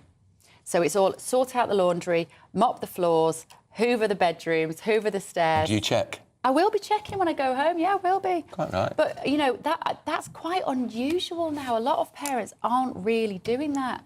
Why? Because we're worried about our kids' mental health. And we've bought into this idea that if we... But the 16-year-old should get a job. Oh, well, she's got it. She did her first job last week. She was working at Henley Regatta. She was, so she was. selling programmes and she had a lovely time. Good. And she was so proud of herself. She took the money that she'd bought and she waved it in my face like that. First earnings. First earnings, exactly. It was lovely to see. So we do have to get the kids out. We've got to get them working. We've got to get them volunteering and we've got to get them used to a world of work. Yeah, there used to be the paper round, of course, for kids, but No people one don't has buy the papers papers anymore like No, they I used know. to. Right, so if you want European holiday weather forecasts, let's have a quick look at those temperatures.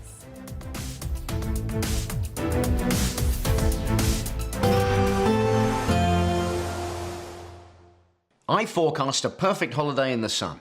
Weather looking good then? For sure, and no worries about our travel insurance. All Clear Travel Insurance sponsors GB News Travel Destinations forecast. Things have turned a little cooler across Italy and a brisk northerly breeze will keep that going in Rome. Some heavy rain recently in Croatia, that's clearing away. Small chance of a shower in Madeira, but the Canaries fine, dry and sunny, as is Portugal and most of southern Spain. So there is the chance of 1 or 2 showers near Barcelona. It's fine and sunny across Greece and Turkey. Plenty of sunshine on offer here. Turning dry now in Croatia, as I said. A chance of 1 or 2 showers later this week, though, in Rome. Goodbye. All Clear Travel Insurance sponsors GB News Travel Destinations forecast. Hi, I'm Michelle Dewberry and my show is your opportunity to cut through all the noise and dive in headfirst to some robust debates. Ideas clash. Situation, No, isn't it? Because the failure is... You're the failure is... deliberately avoiding my point. Nothing's held back. And if you think this is the end of it, wait for more. And we do not shy away from the difficult stuff. Sometimes I want to shake people and say, if only you understood. So join me on Jubes & Co weeknights at 6 p.m, only on GB News, Britain's news channel. Join me, Nana Akwe, for an informative, interactive news programme with a difference. It's fun. No, he didn't say that, Dave. I'm so surprised. I think there's an element of truth to that. Join me from 3 p.m. every weekend, only on GB News, Britain's news channel. Good Afternoon Britain isn't just about us. The wonderful thing about this programme is it's about everyone watching. It's an interactive programme. Well, there absolutely is something to see here, and we're going to be talking about it more. Whether it's breaking royal news, please bring us up to date, or indeed a particularly punchy speech in the House of Commons. Very, very curious. We bring it to you live, and then we bring you live reaction as well. That's Good Afternoon Britain, weekdays from midday. Only on GB News, the People's Channel, Britain's news channel.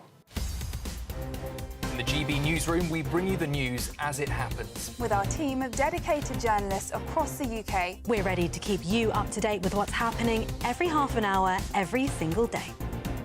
Bulletins here on GB News, the People's Channel, Britain's news channel.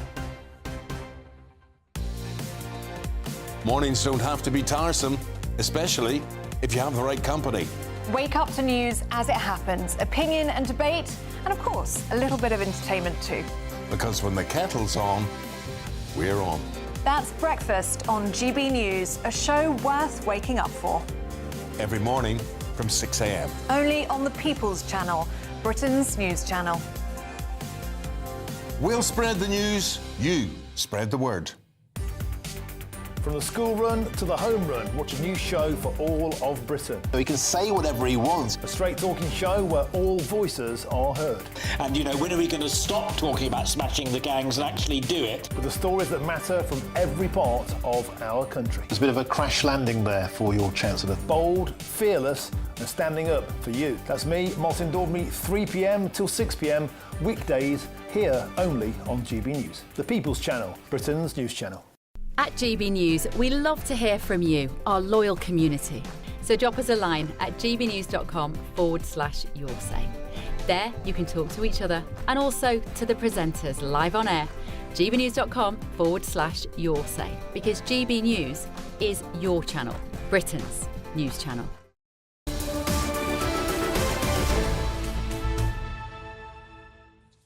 Welcome back to Britain's Newsroom with Andrew and Bev until midday. Now, we're joined in the studio by American journalist Chapman Bell to discuss whether Donald Trump deserves the Nobel Peace Prize. Chapman, morning. Morning. Well... A bit premature, this, isn't it?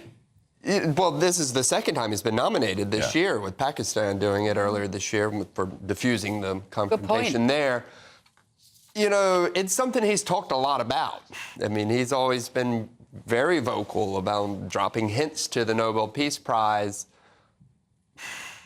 We'll have to wait and see, though. I mean, has peace been achieved? Well, Netanyahu, obviously, the ceasefire talks carrying on, but there's still war in Gaza. Exactly, and this, this was a bit of theatre, I guess, for the dinner to open it up with the presentation of the letter. Yeah, our Prime Minister gives him a gilt-edged invitation from the King for a state visit. Netanyahu gives him his nomination for the Nobel Peace Prize. There's a lot of flattering of the President of the United States by world leaders. There is, and, but this president likes flattery. Yeah, that's clear.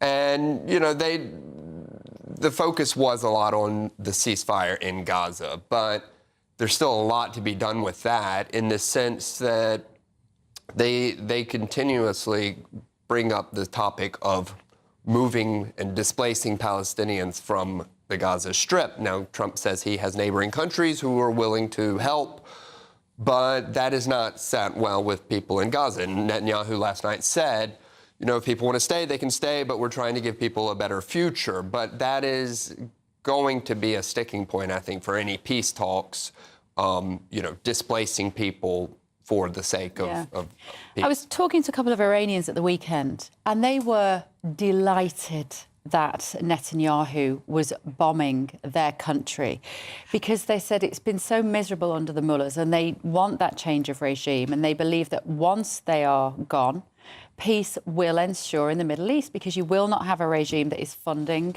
Hamas, Hezbollah, Al-Qaeda to some degree. That you will starve those terrorist organisations all across the world of those funds. And if that genuinely happens, that ripple effect, it could be the start of an absolute renaissance for the Middle East. Well, and don't forget, you also have the Houthis in Yemen, which is another place that is actually Israel's been attacking as well lately. Netanyahu brought that up last night. He said, when asked about regime change in Iran, he said that's up to the people of Iran. There's been a lot of talk about, could the weakness right now of the government lead to that? But, you've seen over the years protests there that have been, heavily suppressed eventually. So that's speculation at this point, if there would be regime change. But, interestingly, people do discuss it, like you say. I think it would bring so much stability to the Middle East. Can I just ask you this? We're talking about this emergency alert this morning as well, Chapman. Do you have this in America where your phone will get an alert from the government, whether you want it or not, to tell you that there is a...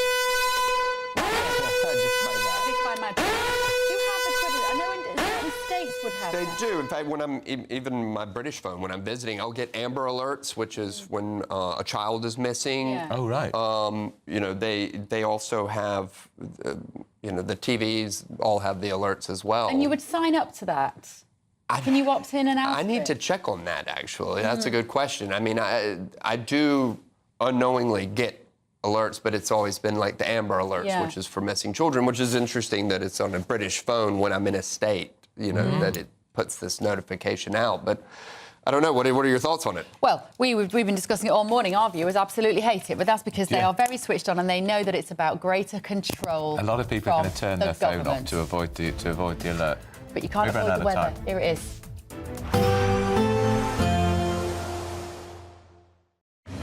Even though we'll see a cloudy start, it'll be a bright outlook for the rest of the day.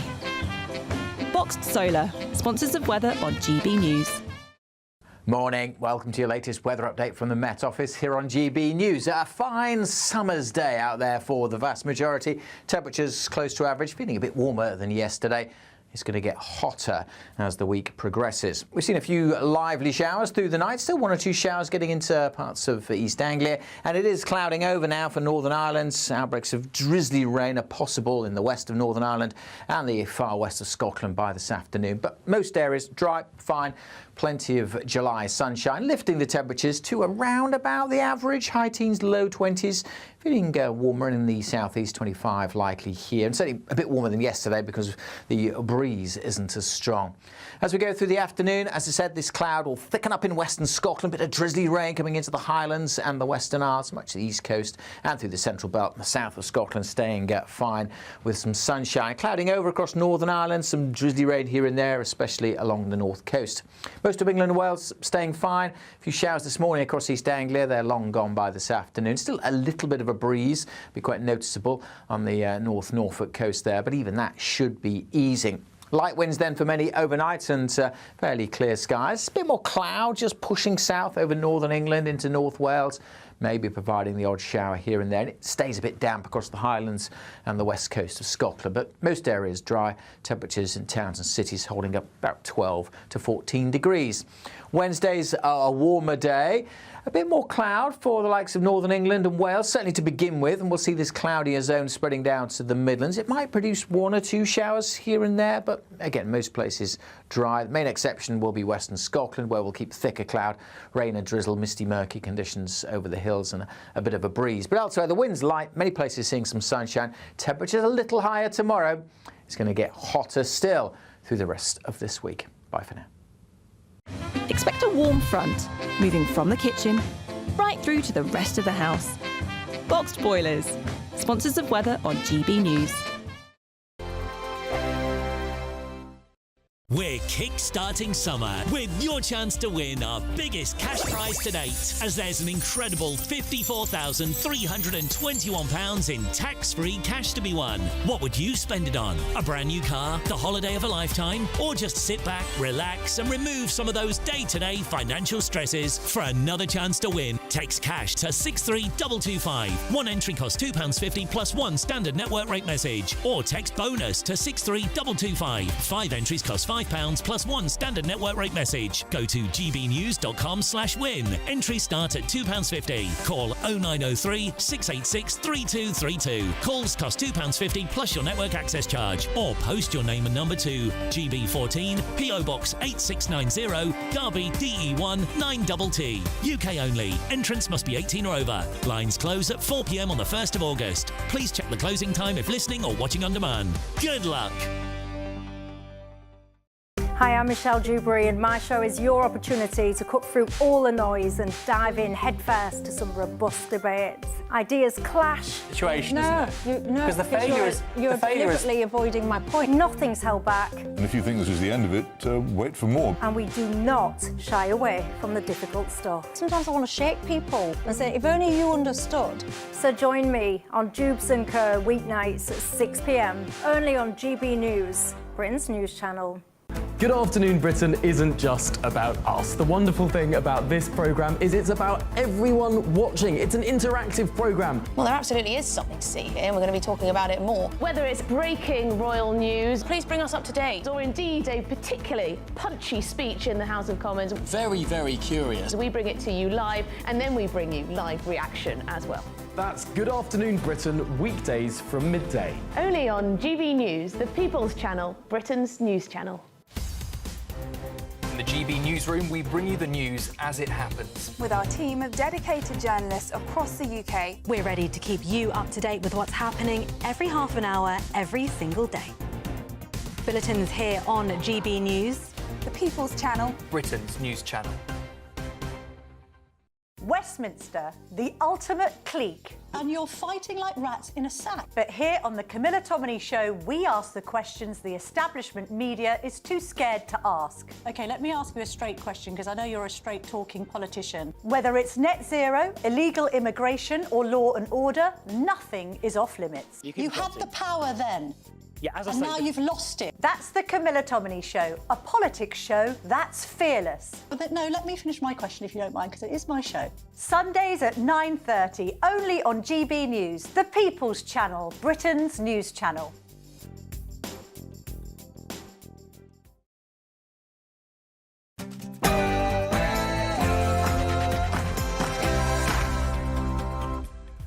It's 11 o'clock on Tuesday, the 8th of July, live across the UK, Britain's Newsroom with Andrew Pearce and Bev Turner. Very good morning to you. So, we've got a French state visit going on. The excitement is reaching fever pitch French President Emmanuel Macron is beginning his very expensive 3-day state visit. Your taxpayers' money is paying for it. Should we be rolling out the red carpet for a man who can't control our borders?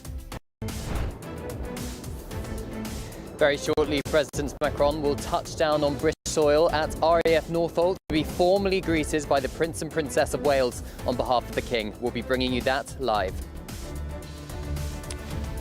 And Sir Keir Starmer is fighting to save his one-in, one-out migrant deal with France, but there is growing opposition from other EU countries. And news from earlier this morning, Lord Norman Tebbit, one of Margaret Thatcher's most loyal supporters during her years of power, has died at the age of 94. I want to present to you, Mr. President, the letter I sent to the Nobel Prize Committee. It's nominating you for the Peace Prize, which is well deserved. So that was the Israeli Prime Minister Benjamin Netanyahu nominating Donald Trump for the Nobel Peace Prize. The pair met in Washington, D.C. Those Gaza ceasefire talks are continuing.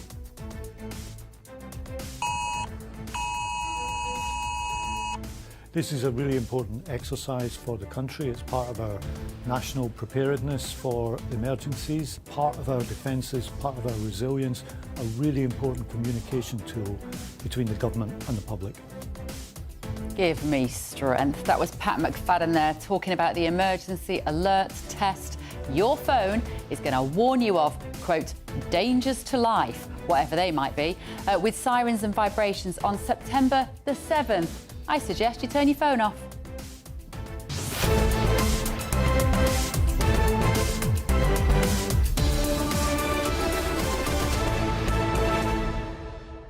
And we've set Cameron Walker, our royal correspondent, a task. We want to see if he can find as many as 24 people lining the streets of Windsor, 24, waving their Union flag or their French flag, their tricolore, to greet the President and the President's wife, because they're going to be in a horse-drawn carriage with the King and Queen Camilla. Hilarious. And just a reminder, because Andrew's newspaper has it on the front page this morning, Yeah. 700 million quid we've given to France. 780. Nearly 800 million. Yeah. Just a trivial extra 80 million. Nearly 800 million quid to solve the illegal migrant crossings. And what do we see? We see the police on the beach. You see them waving them across. Pictures. And we saw one dinghy being punctured by a copper, French copper, just a couple of days ago. And I know why, because the French president is coming. It was all stage managed. They won't be doing it today. And why does it matter? It matters because we are spending in the wrong places for Britain. That's why it matters, because we're spending, how much is it a day now? Well, it's $4 billion a year. $4 billion a year. For migrants. On hotels, accommodation, job training, circus skills, all these things for people who want to come and live here. In the meantime, we're seeing cuts every single day to public services, and particularly for the elderly, in my opinion, who've worked hard all their life and put into the system and they can't get an appointment at their GP or get their knee fixed within a few weeks. Get in touch, gbnews.com/your say. Let us know your thoughts. First, though, headlines for Katie Bone.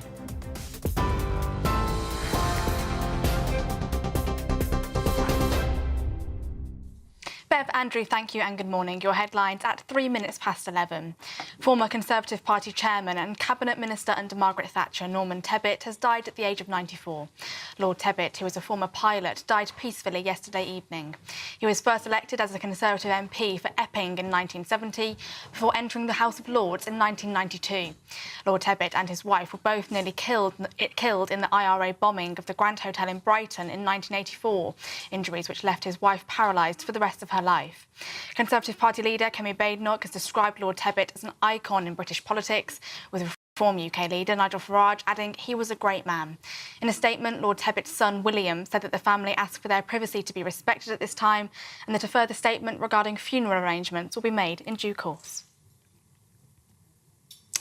King Charles says the UK and France both face complex threats. That's as the King and Queen will welcome French President Emmanuel Macron and his wife Bridget to Windsor Castle later today.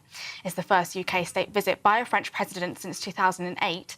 The King will tell President Macron that the challenges Britain and France face know no borders. At a summit on Thursday between the two countries, immigration is set to be the centrepiece as Prime Minister Sir Keir Starmer aims to get a one-in, one-out migrant returns deal with France over the line. A state banquet at Windsor Castle will take place this evening, while President Macron will also address Parliament. Israeli Prime Minister Benjamin Netanyahu has nominated President Trump for the Nobel Peace Prize. Mr. Netanyahu made the announcement during a dinner at the White House last night, where they discussed the possibility of a ceasefire in Gaza as well as Iran's nuclear capabilities. The Israeli leader said that President Trump is, quote, forging peace as we speak in one region after the other. At least 104 people have now been confirmed dead following flash flooding across the US state of Texas. The bodies of 56 adults and 28 children have been found in Kerr County, while fatalities have also been recorded in 5 other counties across the state. Authorities say at least 41 people are still missing in Texas, including 10 girls from a girls' Christian summer camp. President Trump will reportedly visit the region on Friday. And the public inquiry into the murders of 3 young girls in Southport last July will begin later today. A key question for the inquiry will be whether the attack could have been prevented given what was known about the killer. Chairman of the inquiry, Sir Adrian Fulford, will begin proceedings with an opening statement at Liverpool Town Hall. Axel Rudder-Cabana was given a life sentence in January with a minimum term of 52 years for murdering Alice Da Silva Aguiar, B.B. King and Elsie Dot Stancombe at a Taylor Swift-themed dance class on the 29th of July last year. Those are your latest GB News headlines. Now let's go back to Bev and Andrew.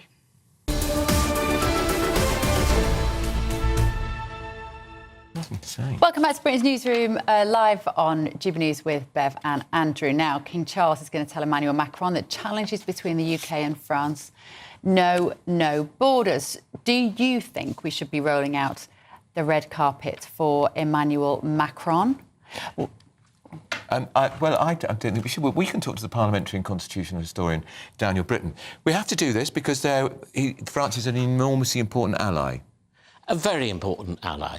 And we have a very intense love-hate relationship. I heard what you said. We hate him quite a lot at the moment. Yeah, but we also love them. Channel. 150,000 Brits live in France, 150,000 French live in the UK. We're going to hear a lot of French spoken by Brits this week, and we're going to hear a lot of English spoken by France. And of course, King speaks fluent French, like his brother. King speaks. But you are right, of course it's a tense moment, but this is a pretty good forum to try and deal with that. It's a really interesting state visit in that King Charles and Macron have a very close relationship, and Starmer and Macron have a very close relationship. Well, we haven't sorted the problem so far, but maybe there's a chance. Now, when he speaks to both Houses of Parliament, that's an honour not accorded to every. Yeah. It's going to be in... Tell us where it's going to be and why it's quite significant in terms of what's on the walls in this particular gallery. It's going to be in the Royal Gallery. Yeah. I went in there last night, transformed for the occasion, full of lovely gold and blue. The Royal Gallery's in the House of Lords. In the House of Lords, between the King's robing room, where he puts the sparkly hat on for the state opening of Parliament, and the Royal Gallery is the one that they all process through, raising the light level as he enters the room, and then through into the House of Lords to deliver the speech. Not today. Normally it's actually used by peers writing letters and using their laptops, but it will be transformed. The biggest feature in the room is the most enormous picture of the Battle of Trafalgar on one side of the room and the Battle of Waterloo on the other side of the room. 2 stunning defeats for the French. It does rather shout that, doesn't it, Andrew? And when de Gaulle came, they obscured both, which are enormous. Yes, they put sheeting over it. The trouble is that does actually rather draw attention to it. Well, I imagine they won't be doing... Well, hopefully they won't be doing that today. It's Keir Starmer, though. I mean, anything is possible. Let's go to Cameron. Cameron, Walker is there outside of Windsor Castle. Let's see how many thousands of people are lining the streets to catch a glimpse of Emmanuel Macron. How is it down there, Cameron? Well, Bev, shall we show you the crowds which have gathered? If I just ask my cameraman to point over to the high street here in Windsor Castle, you may just be able to see there is a larger crowd than there was about an hour ago. What I would point out, Bev and Andrew, is that I would suggest the vast majority of these people are tourists. There are certainly a couple of uber royal fans who've been here since very early this morning to catch a glimpse of the King and Queen. I personally haven't spotted any French flags. There are a few Union flags that people have draped across the barriers. So we will see. However, what I would suggest is that we perhaps see what the crowds are like in September, maybe, for when President Trump does, we think, pretty much the same route here at Windsor Castle when he comes for his state visit. But that's, of course, by the by. We'll see what the crowd's reaction is to the King and President Macron travelling in a carriage a little bit later on this morning. We are expecting the presidential plane to land in the next couple of minutes at RAF Northolt to be, of course, greeted by the Prince and Princess of Wales on behalf of the King. The King and Queen staying here in Windsor in order to greet them on the royal dais, which is happening on Datchet Road, which is the other side of the castle to where I am standing, just down the hill. And then they'll travel past all these crowds that you are seeing on your screens. Of course, we've got some mounted soldiers here from the Household Division as well, lining the route too. Lots of security, as you can probably imagine. They're going to do a big procession through the streets of Windsor and then up the long walk into the upper ward of the castle, where the President will be invited by His Majesty the King to inspect a guard. Now remember, today is all about the soft power, isn't it? The King's soft power. It's something in the government's arsenal that they can wield when they're trying to, let's say, butter up a foreign head of state when they want something from the foreign head of state. I suspect, as we've all been talking about this morning, one of the key issues for the Prime Minister and the UK government is to talk about the Channel migrant crossings. Of course, we've got a slight hint of that, some are suggesting, from what we've heard about King Charles's speech later on today in the state banquet, where he talked about borders and the fact there are no borders between us. Royal sources keen to play down the idea that he was specifically referring to illegal migration. I'm told it was more about defence ties, technology ties, and of course, when it comes to King Charles, he's going to be talking about climate change as well, I suspect, as well. But of course, it busts him up today. So when President Macron goes to Downing Street, we think on Thursday, for this big, tough summit, perhaps he's going to be more lenient towards what the UK government wants, President Macron. But it is all about pomp and pageantry. We've got a royal collection viewing of French artefacts within the Royal Collection inside Windsor Castle as well. The reason it's in Windsor and not at Buckingham Palace is because Buckingham Palace is in the middle of a big refurbishment programme at the moment, and the staterooms are out of action. So that's why state visits are being held here. The first since 2014 being held at Windsor Castle, and the first inward state visit by a French president since 2008. That's Cameron Walker, our royal correspondent in Windsor. Let's go back to, sorry. It just occurs to me that you shouldn't have to butter someone up when you've paid them nearly 800 million quid to do something. He should be that should be the buttering. We've done it. Daniel Britton, this will be the role model now for Trump's visit. We know it's in September. Increasing speculation that if he was to address both Houses of Parliament, which Macron will do from the Royal Gallery, there could be protests. Labour MPs could walk out. I interviewed the Liberal Democrat leader, Ed Davey. I said, would you say to me? He said, no, I wouldn't. I'm a party leader. I would respect the fact he's a guest of the country. He said, but I can well see lots of politicians. So are they likely to get round this with Trump by getting him here during the recess? There must be a chance of that. There really must be a chance of that. The previous speaker, John Bercow... Yeah, ghastly man. ...made a great play of... Not here to defend himself. Not wanting to have President Trump address both houses. He refused to allow it. Now, Lindsay Hall hasn't said anything, or Lord McFall, the Lord Speaker. However, clearly the diplomatic way out of this might be to have it in a recess. There is a long recess in September, actually, when the party conferences are on. It might be that Labour government chooses to have Trump's visit in the Tory party conference. Or maybe more strategically for the Labour Party one. But I don't think it will be much of a model, actually. My guess is that the Palace will regard this, and the Foreign Office and the Prime Minister, as actually the model state visit, you know, with such close relationship. I know you think that it's not perfect in every way, Andrew, but it will be regarded pretty much a model one, with so much between them. After all, Macron and Starmer have one thing in common: pretty poor local opinion poll ratings. But I think it will be quite different for Trump. It won't... Will they give him an open-top carriage ride? He didn't want one last time. And that would probably be on security. Yeah, and it has been in the past. I can't think of an American president who has had one, actually. No. It will be at Windsor again. Of course. So that it is slightly easier to control there. But I would be surprised. I'd be surprised. You know, it is a huge risk. It is a huge risk, of course. And is Windsor a little easier to manage than Buckingham Palace for these visits? Well, it's quite good. It's a sort of smaller, slightly contained area where we've seen Cameron... The Mall is a very wide street leading up to Buckingham Palace. from Royal Horse Guards. Much narrower streets in Windsor. It makes a very impressive sight. Yes, the welcome is in the quadrangle of Windsor Castle, which is rather less obvious than Horse Guards Parade, because the public can't just charge into there. Yeah. And it's a beautiful castle. It's almost like a fairy tale castle, isn't it? It is a fairy tale castle, Andrew. I went there in January on a freezing cold day, but stunning weather. Yeah. And absolute deep blue skies. And when you're in the triangle, you can look down the King's Walk, enormous distance, and it makes a huge incline right up into the quadrangle. Bloody tough for the horses when they bring the carriages up there. They're using the Ascot coaches. So they are very open coaches. It is an impressive sight. On all four sides, the round tower on one side, 95 steps up to the archives there. I've counted every one of them. I bet you have. And will they have to wield the little box which they used for President Sarkozy? That was in the Royal Gallery of the House of Lords when he gave the speech to both houses in 2008. We were all sworn not to say anything. On the other hand, we did sort of look behind the lectern. And yes, there was a box for Sarkozy. Because he was so tiny. He is quite small. As is Macron.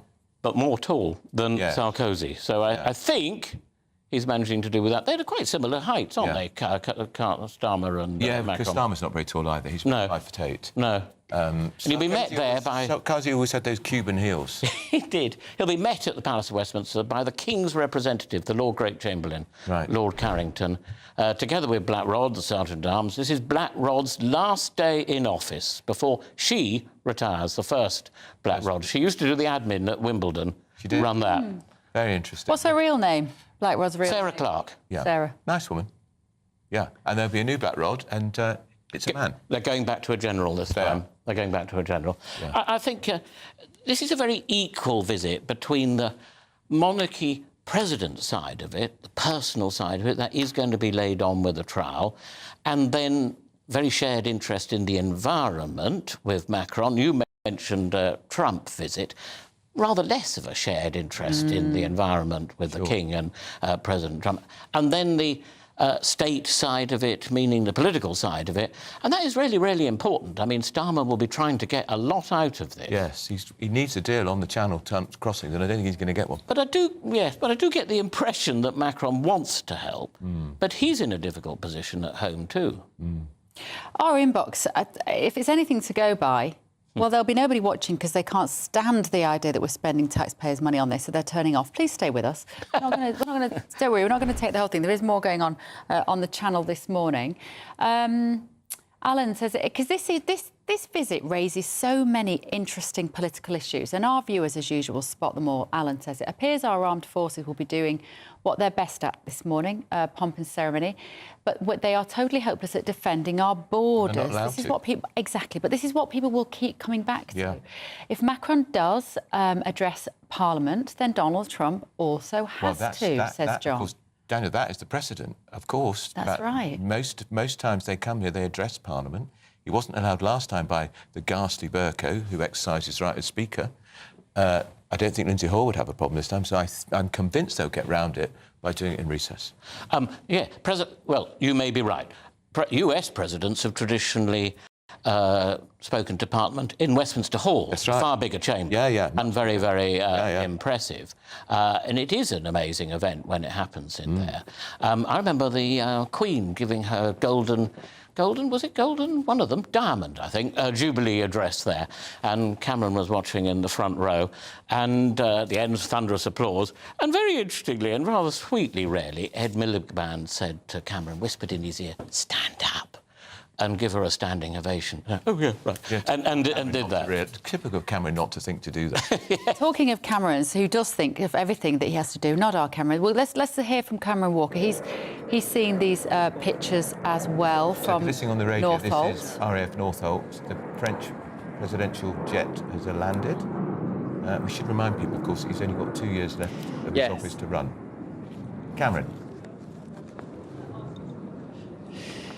Yes, indeed, Andrew. Sorry, I couldn't quite hear what you were saying there, but of course, as you are seeing on your screens now, for those of you watching on TV, the the presidential jet has landed containing the President and Brigitte Macron, and very, very shortly we're expecting a carpet-lining party found by the King's Colour Squadron of the Royal Air Force to take their position just by the aircraft steps. The Prince and Princess of Wales have also arrived, and we should see them walk into shots very shortly. There you are, you're just seeing this carpet-lining party line up by the presidential steps ahead of the President.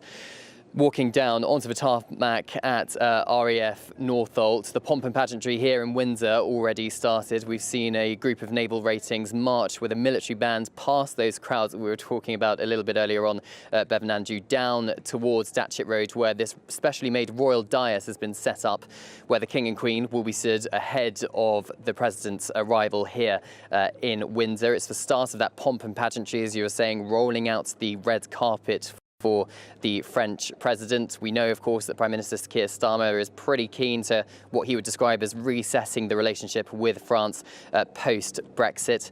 We also have a number of dignitaries, as you would probably expect, here at RAF Northolt, including Sir Mark Rowley, the Commissioner of the Metropolitan Police. We also have His Majesty's Lord Lieutenant of Greater London. Interestingly, no government ministers on the tarmac. Also, we're not expecting perhaps any government ministers here in Windsor either. We think they're staying in London for when President Macron and Brigitte Macron travel later on to London to visit the Palace of Westminster, as you've been discussing in the studio there. They're also expected, of course, to lay a wreath at the tomb of the unknown soldier too. And it is the Prince and Princess of Wales acting on behalf of the King here at RAF Northolt, officially welcoming the foreign head of state here to the United Kingdom at the start of this 3-day state visit. As soon as we, of course, have a shot of the Prince and Princess of Wales, we will bring that straight to you. We see the French flag on top of the car too, and it's not going to be too long before the President and Brigitte Macron come here to Windsor for the festivities to really kick off, I think. A majority of the pomp and pageantry, the soft power, the King's so-called soft power, taking place here in Windsor. I've described it as buttering up a little bit earlier on. Some would suggest perhaps the proper strengthening of relations will take place between the Prime Minister and President Macron later on. Of course, Prime Minister Starmer expected to be here in Windsor later on for that state banquet, a 50-metre table, 160-odd guests, but no confirmation yet as to which French dignitaries and which members of the royal family will be attending that state banquet, and also, crucially, which politicians and which leaders of opposition parties as well. So as soon as we have details on that, we'll bring that straight to you. Thanks, Cameron. That's Cameron Walker.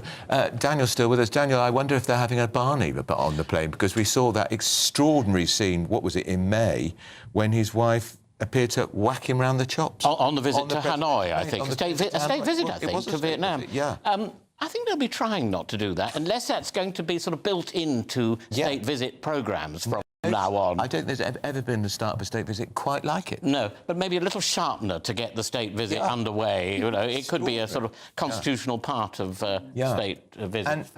And then the Prince of Wales and Princess of Wales will drive by with them to Windsor, the President and the First Lady. That's right. And they have this... They go to a sort of dais outside Windsor in the Datchet Road, rather romantically, and they meet the King there, in fact, at 12, and introduce a party on the dais, national anthems, that sort of thing, and King's Troop Royal House Artillery will fire 21 gun salutes in Park, and also at the Tower of London. Which was, of course, built by a French king, William the Conqueror. William the Conqueror, yeah. They've had a lot since then, but yes. Yeah. The key thing is that there's always an inspection of the Guard of Honour. Right. And the key question on these occasions is the captain of that Guard of Honour, the commander of that Guard of Honour, going to invite the visiting president or monarch in their language or ours to inspect the Guard of Honour? So that'll be something worth listening out for. Intriguing, isn't it? Fascinating. They are taking their time to appear. They are taking their time. I mean, I think in this visit, they're very much emphasising, I know you may or may not agree, but they are emphasising the British government and togetherness, and the King is saying that in his speech this evening, it seems. Very interesting that when the King addressed the Parliament in Canada, he certainly did talk about barriers between Canada and the United States. He made it very plain. That they were not going to become a 51st state of the United States. And the point of that speech was to put barriers up between the US and Canada. This one is very different. Yeah. And this day is all about the royal side. As Cameron says, it's about soft Pretty well, power. mainly, yes. And then tomorrow, and after that, it'll be much more political when he addresses both houses of Parliament. No, that's today. Oh, that's today? He gets to today. It's a fairly traditional day today. Yeah. Lunch at Windsor Castle after they've rushed around the quadrangle. Yeah. Then he heads into London, goes to Westminster Abbey, lies a wreath at the tomb of the unknown warrior, then goes over to the Palace of Westminster. I suppose we call it a palace today, otherwise known as the Houses of Parliament, delivers that speech. And the people will be looking out for that speech. The parliamentarians will certainly be. He then meets leaders of the opposition. That is limited to the Conservative leader, Kemi Badenoch, and Sir Ed Davey. No Nigel Farage. No Nigel Farage. No Greens either, or DUP. And then it's a state banquet at Buckingham Palace. He has quite a fun day tomorrow, seeing a charabanc given to Queen Victoria by Louis Philippe of France. Huge, sort of enormous carriage with a canopy. And he will place flowers on the grave of Queen Elizabeth in St George's Chapel. He gave that great compliment about the Queen. She was your queen. To the French, she was the queen. Yes, what he said. Yes. Funnily enough, that's the same in America. People talk about the queen. When they say the king or the queen, they do seem to mean about the the British queen. Yeah. But he did give a very, very generous and heartfelt tribute about the death of the Queen within hours, really, of her death. And it was a generous tribute, indeed, in English. Yeah. And he obviously speaks perfect English. I have to say, our viewers are really, I don't take this personally, Daniel. Thank I don't you. think we should take it personally, but they are really not happy about this visit here, despite an excellent commentary. Well, I hope I'm cheering them up. I'm sure you are. Wendy says, the illegal's best friend has just landed in our country. I will not be watching 1 minute of this preening popinjay's failure of president, and still the question goes unanswered. Why is this fraudster here? Who decided that Macron should take precedent over President Trump? For sure, the Prime Minister, for sure. There's no doubt about that. Sue the King has had a state visit to France. Yeah, he did last year. In September. Yeah. Which was almost as royal with the state banquet in Versailles. Yes, it was, People do accuse Macron of being rather like a monarch. Yeah. They served Winston Churchill's favourite champagne, Paul Roger, I recall. And Sue says, we left the EU. Macron shouldn't even be here. He didn't think he could do deals without the EU. I thought we couldn't do deals without the EU approval anyway. Red carpet, what a show this is. Starmer is such a traitor to the British. Yeah, I'm not sure this is going to do much for Starmer's popularity. I've got more. I've got more. Of course, yeah. Jeff says, morning, Jeff. Macron and Starmer, yuck. Both as slimy as each other. The French do whatever they can to punish us, and Starmer sucks up to Macron. This is sickening to watch. I tell you, GB News doesn't do this coverage like anybody else, and we genuinely don't do this coverage like any other channel, because we are reflecting what you at home are thinking. Yeah. And I sympathise. I am with you. I empathise. This makes my blood boil, this, and a day like this on this occasion.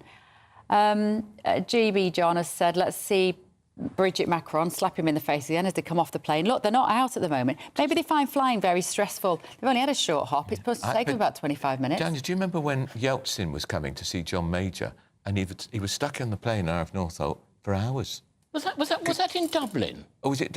Well, I'm sure it was. It was a visit, a very, very famous visit. Because he was sleeping off his hangover. Yeah, there was a sort of rumour that they were putting the empties out of the plane door. Completely sloshed on a flight over from Russia. That was a very long wait. Hours and hours. And there's all these dignitaries waiting to greet the Russian President Yeltsin, and he was stuck for hours.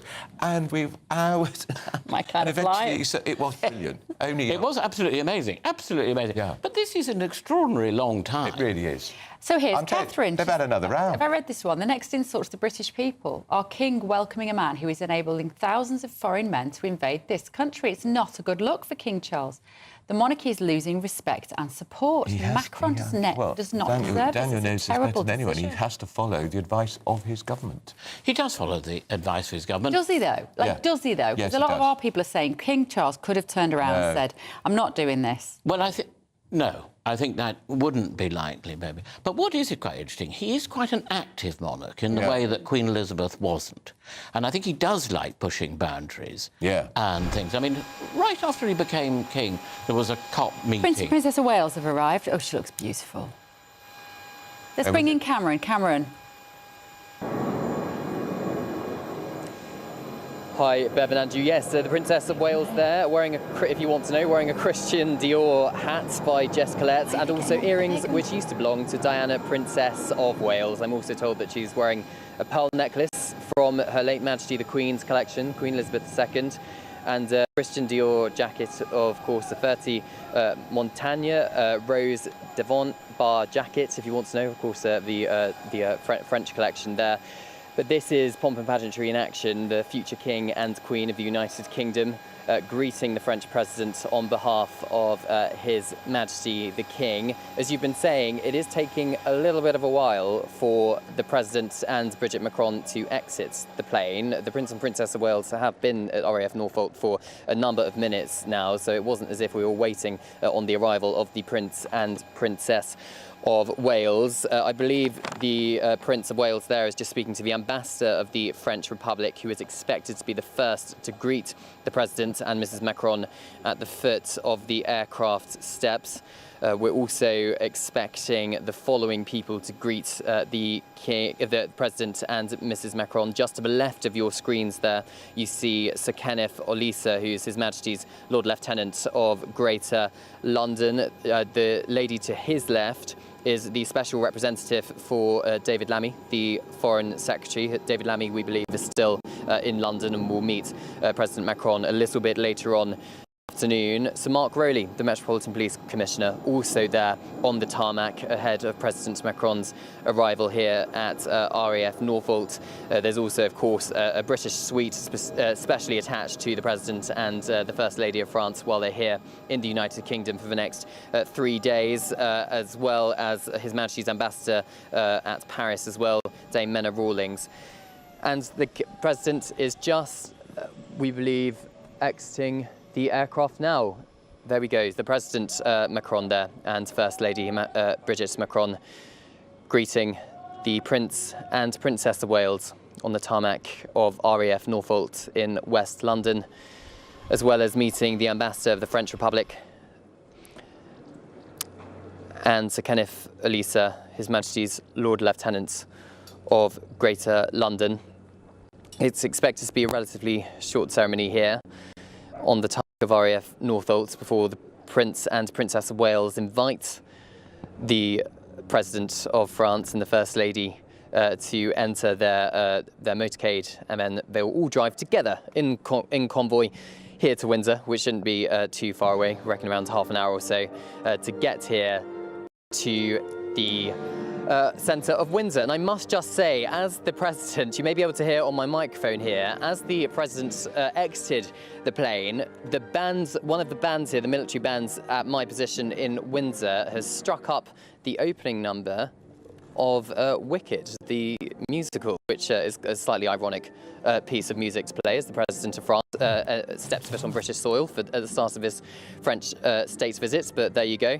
And of course, we have there on the left of your screens a carpet lining party founded by the King's Colour Squadron of the Royal Air Force on the airport apron. So it is pomp and pageantry and a very odd piece of music, I would suggest, Bev and Andrew, for as the President arrives here in the United Kingdom. Well, the opening song in the Wicked is "No One Mourns the Wicked." So what's that about? That's what's double entendres? What significance do we read into that? Good news, she's dead. Yes. Yeah, very strange. I wonder if they were delayed so long because they were having another tiff, the presidential couple, because they had a very public one. Very public tiff in Vietnam. Well, of course, yes. So yes, of course, we did see a slight. No, we saw it. We saw the First Lady whack the President. Let's say a touch, a wasn't slap, slight. She whacked him. She pushed him in the face. She did. It was extraordinary. We did. And when his epitaph, Luckily, was written, that would be part of it. Yeah. It was amazing. I don't know if I want. So he's now making polite talk to the Prince of Wales. Daniel, this is excruciating for these presidents, isn't it? They have to meet all these boring people. Quite excruciating for us, to be honest. They don't want to meet. They just want to get in the car and speed off, really. Well, he doesn't seem to want to. He doesn't seem to want to be speedy, does he, Andrew? Because I mean, the waiting time has been half an hour till he came out of the plane. Actually. And I think the flight couldn't have been much more than half an hour. Yeah. So there'll be a lot of questions in the French press. What was going on that delayed them so long? Not just the French press. Yeah. However, they have made it out. Well, you mentioned that, and you do meet a host of people to whom you really don't want to be known too well to, like the Lord Lieutenant of Greater London, Kenneth Olatega. But we do these the same for every state visit. You were mentioning the differences with Trump, but an awful lot will follow the same formula. When the Queen met, you know, very dubious people like President Ceausescu of Romania. She had to go to carriage up the Mall. But it went to the same formula. Now, she did hide in the garden of Buckingham Palace when he was sort of having a walk. But, or so it's said, anyway. Yeah, I'm sure you know, the duty is to do it the same so no country can feel hard done by. If you're listening on the radio, we're watching Prince William have a chat to Emmanuel Macron whilst Princess Kate behind makes polite conversation to Bridget Macron. I'd love to know what they're talking about. She's probably warning her about the traffic on the M4 that they're about to hit going from Northolt past Datchet to Windsor. They'll have a police... I saw a royal speeding party the other day, the whistle's blowing. They don't get caught in traffic. No, I'm sure they're not. But what would you talk about? Literally, what would you make small talk about? The weather, I'm guessing. Yeah, they British. they won't be making small talk about migrants, that's for sure. Because that wouldn't be small talk. That would be a rather angry talk if it was on behalf of GB News viewers and listeners. Princess of Wales said, do you know what, Brigitte? I've just been watching GB News back there in the car. They're a bit fed up you're You've got a bit of work to do while you're here. Smile nicely, win them over. So, do the French send their own cars over? Because the King will send his cars when he does a state visit. These look like remarkably British cars, don't they? They do. I think that's the Rolls-Royce.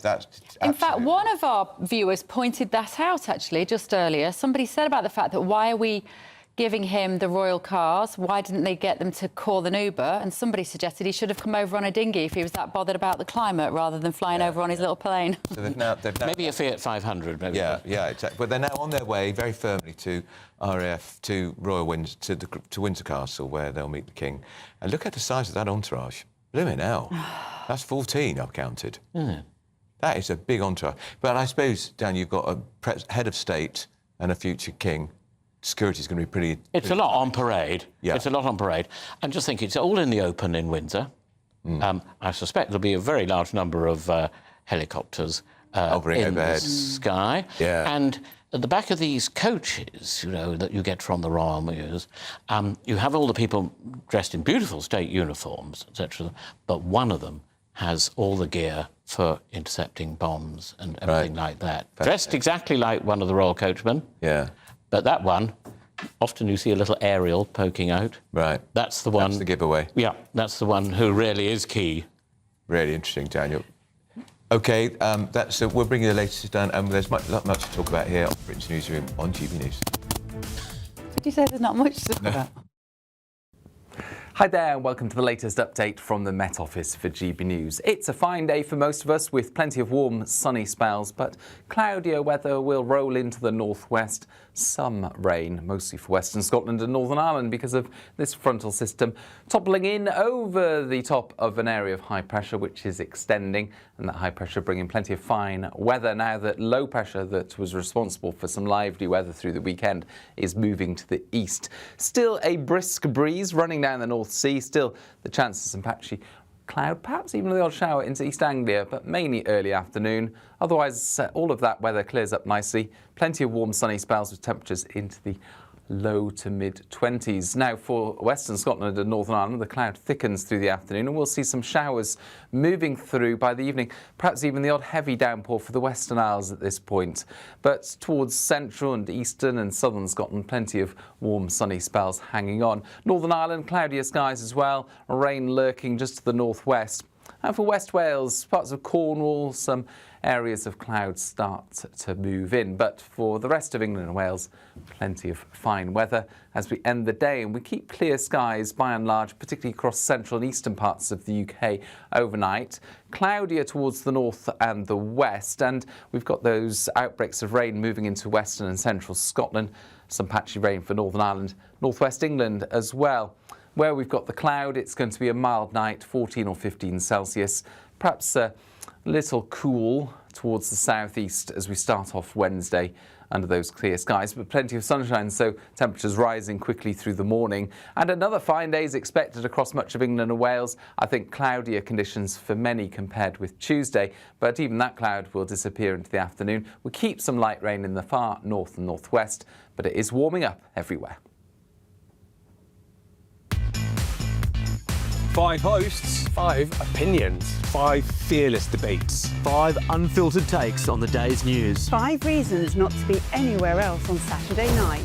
This is the Saturday 5. You got me good there. Britain's biggest Saturday night TV show. It's not a bad brand. Yeah. Uncensored. Very, very racy tonight on the unpredictable. What does she say? Can you translate it for us? And always entertaining. And how can a country go from being led by William Wallace Saturday nights from 6 p.m. only on GB News, the People's Channel. Britain's news channel. You're going to want to stay tuned, trust me.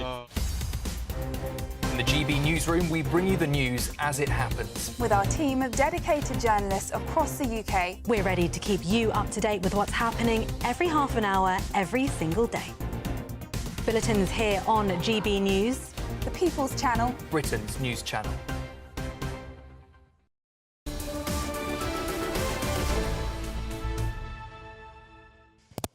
Welcome to Britain's Newsroom, where hopefully you've stayed with us after the thrill. There is a suggestion that I said we've got nothing more to talk about. What I meant to say is we've got lots more to talk about.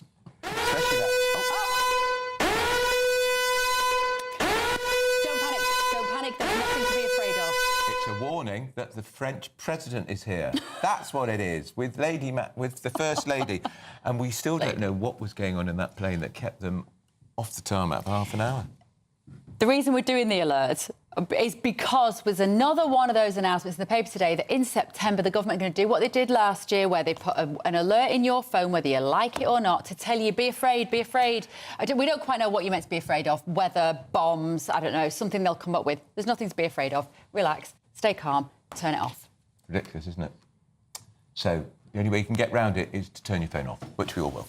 Now, number 10 and the Treasury have refused to rule out the introduction of a wealth tax, despite Rachel Reeves rejecting this emphatically when she's in opposition. I think she's ruled it out since she's been Chancellor. So what does that mean? Yeah, what is a wealth tax? What is it what the country needs? Will it just create more problems? Let's talk to Professor of Economic and Public Policy, Jonathan Portes, and Head of Media at the Institute of Economic Affairs, Reem Ibrahim. Great to see you both this morning. So, Jonathan, let's start with you. Do we need a wealth tax, and what level do you think that should be roughly pitched at? Because this is about coming after assets, isn't it, rather than necessarily earned income? That's right. And it's certainly true that wealth has become substantially more unequal in this country, and it's much more unequally distributed than income. We actually tax middle to upper middle income earners, and indeed upper income earners relatively highly in this country. We don't tax very much people with very high levels of income who don't take that income as earnings and hence don't pay an income tax on it, or people with very high levels of tax on wealth. So, for example, the owner of GB News, Paul Marshall, who's on the Sunday Times Rich list with a wealth of about £900 million, that's what, about 10,000 times the average wealth of the individual Brit, probably pays a significantly lower average rate on their income than somebody like me, who's a sort of upper income earner level, because most of my income comes in earnings. Now, I personally don't object to paying relatively high levels of tax. I think actually that's quite reasonable. I probably should pay a bit more, but certainly people like your owner could afford to pay substantially more. We don't know, because we don't know what he pays, actually, Jonathan, of course. We don't know what he pays. Well, we know how hedge fund people who run hedge funds get most of the money out of the hedge funds. It's not through straightforward income. And do so you know what it we is can be through, pretty- Jonathan? Do you know what it is through? It's through risk, it is through pressure, it is working hard, it is leveraging often at the start of their careers. It is indeed their through houses, their leveraging. businesses. And surely those people who work that hard and create great channels like GB News should be rewarded for that effort. Reem, come on in. Well, this is the point, right? If we were to implement some kind of wealth tax, then wonderful people like Paul Marshall that invest their money into British businesses would no longer have any incentive to do so. The thing that really irks me about this particular argument is it assumes that people do not change their behaviour as taxes change. If we are to implement a wealth tax, people are always saying, Lord Kinnock was saying, oh, it could raise up to £10 billion. That's assuming that none of these people leave. We already have a millionaire leave the United Kingdom every 45 minutes. We know that there are about 16,000 millionaires estimated to leave the UK in 2025. What do we really think is going to happen if we implement a wealth tax? Now, in the 1990s, there were about 12 countries that had wealth taxes. Now there are only 3. Why have these countries repealed their wealth taxes? Because they've seen an exodus of incredible people leave their country and they don't want that to happen. Jonathan, surely respond to that point. Why would we, when other countries have realised they've ditched this policy, it doesn't work? Wait a minute. I mean, there are many different types of wealth tax. Some of them work better than others, and there's certainly implementation difficulties. And so, for example, some of the changes made to the non-dom regime by first Jeremy Hunt and then Rachel Reeves probably were ill-judged and may lead to some people leaving the country. On the other hand, we also know that some don't. And the vast majority of people will not leave the country. The 16,000 figure, for example, that Reeves quoted is simply an invented one. Invented by a wealth management firm. It has no basis in reality or research. So we should. But we've already seen lots of millionaires leave.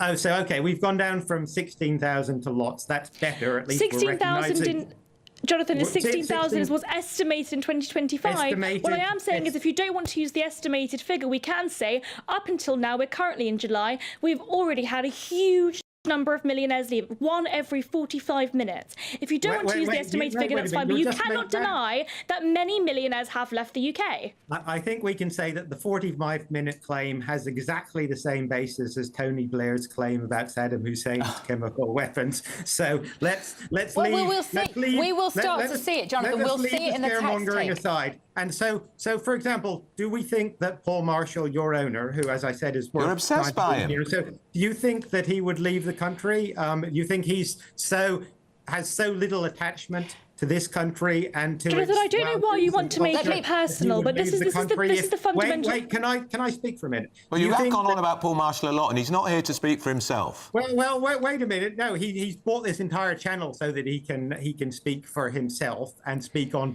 supposedly on behalf. That's just fundamentally untrue. No, wait. Let me finish. So the question is, Paul Marshall, the sort of tax on wealth that has been talked about is in the region of 1 or 2%. So do we think if Paul Marshall, who's worth 900 million, according to the Sunday Times, had to pay 1 or 2% of that a year, do you think that his attachment to this country and to its values and culture Let me ask one quick question. Minimal? Jonathan, the question is, how ask one quick question. Jonathan, do you think you should, Jonathan, do you think you should pay more tax?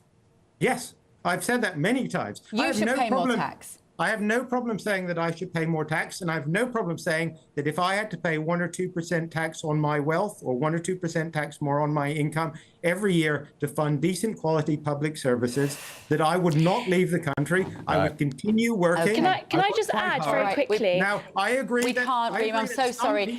Listen, we'll have you back again. It's a really.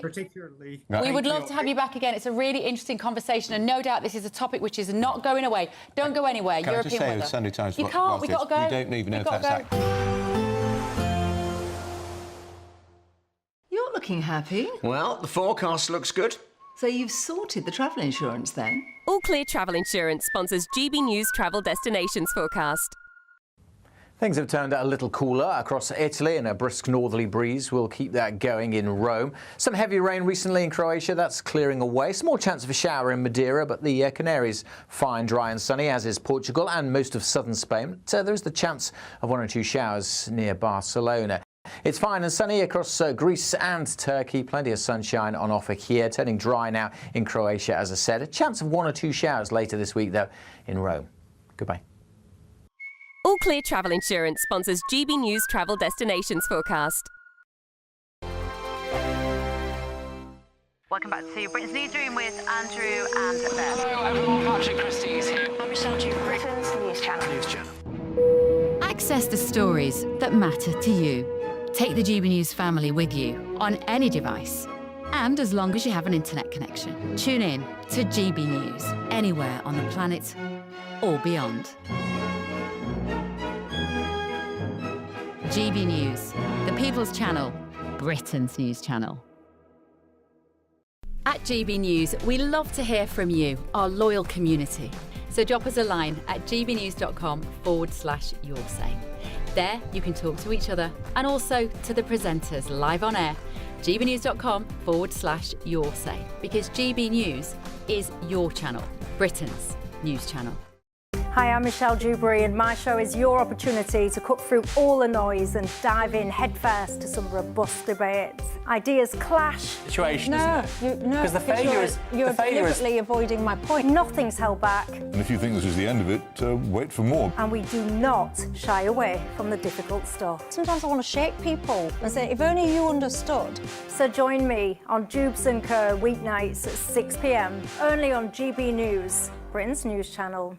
Good Afternoon Britain isn't just about us. The wonderful thing about this programme is it's about everyone watching. It's an interactive programme. Well, there absolutely is something to see here, and we're going to be talking about it more. Whether it's breaking royal news, please bring us up to date, or indeed a particularly punchy speech in the House of Commons. Very, very curious. We bring it to you live, and then we bring you live reaction as well. That's Good Afternoon Britain, weekdays from midday. Only on GB News, the People's Channel, Britain's news channel. Join me, Nana Akwe, for an informative, interactive news programme with a difference. It's fun. No, he didn't say that, Dave. I'm so surprised. I think there's an element of truth to that. Join me from 3 p.m. every weekend, only on GB News, Britain's news channel. Mornings don't have to be tiresome, especially if you have the right company. Wake up to news as it happens, opinion and debate, and of course, a little bit of entertainment too. Because when the kettle's on, we're on. That's Breakfast on GB News, a show worth waking up for. Every morning from 6 a.m. Only on the People's Channel, Britain's news channel. We'll spread the news, you spread the word. In the GB Newsroom, we bring you the news as it happens. With our team of dedicated journalists across the UK. We're ready to keep you up to date with what's happening every half an hour, every single day. Bulletins here on GB News, the People's Channel, Britain's news channel.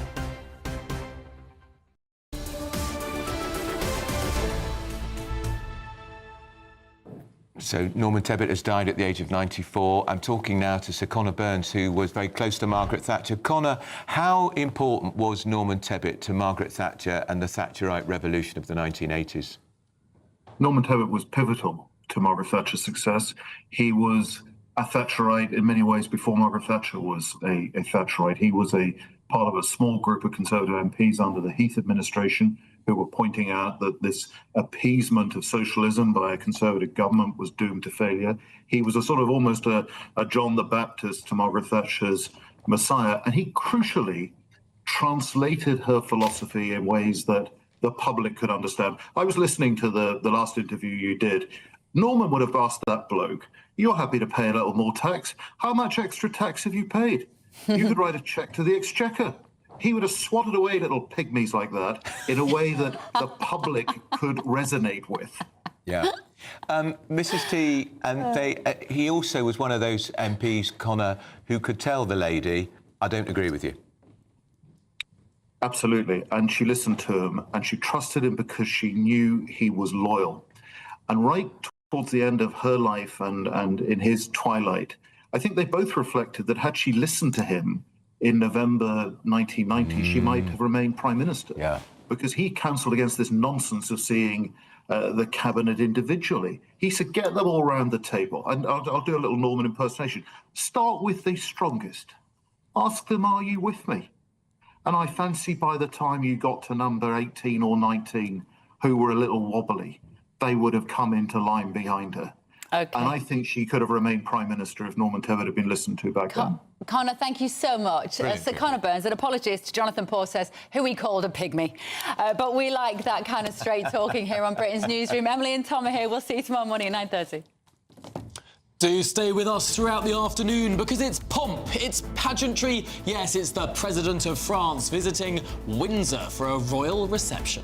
Yes, and the migration crisis is going to be #1 on the political agenda. Is it time that we actually ask the French for a refund? £700 million we've given them to help stop the illegal migration crisis. All of that to come next.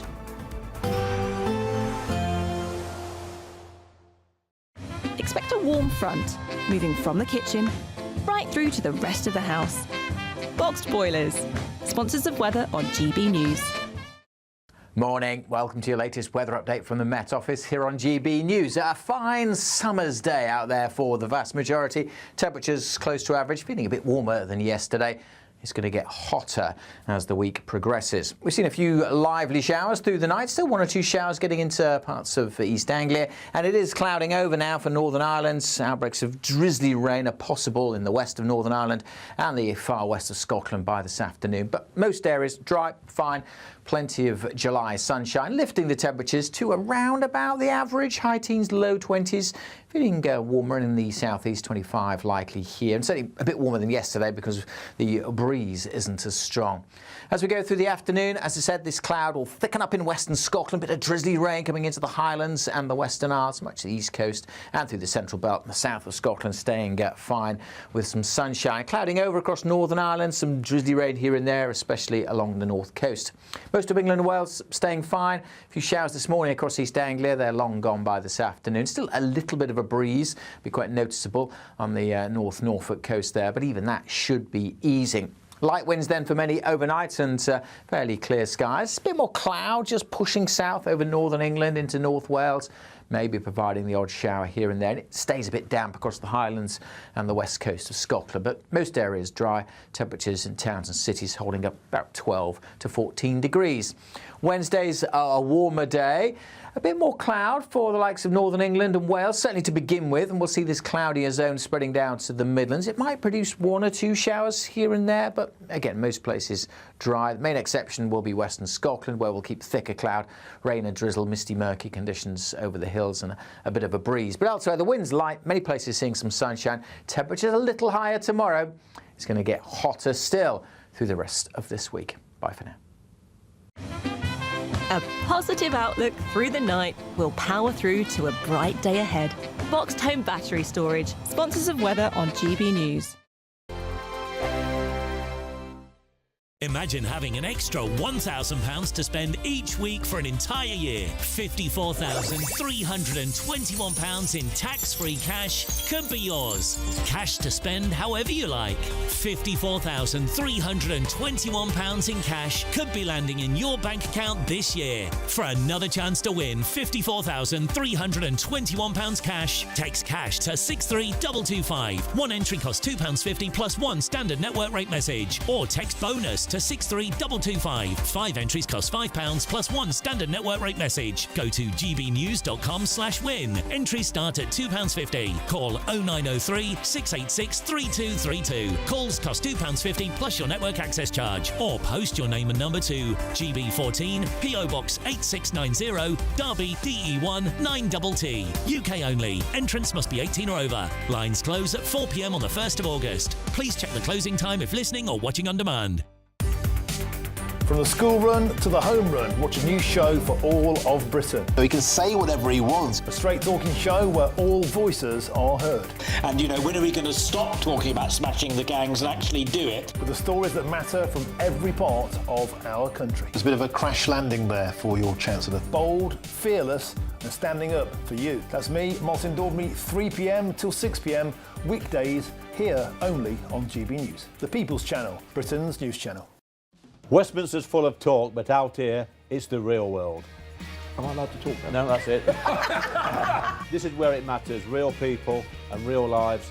That's what politics is all about. The fact that Trump made a good start, no. Straight answers, no spin, and just a couple of pints. How many fingers have I got up? About 10. So join me for Lee Anderson's Real World every Friday at 7 p.m, only on GB News.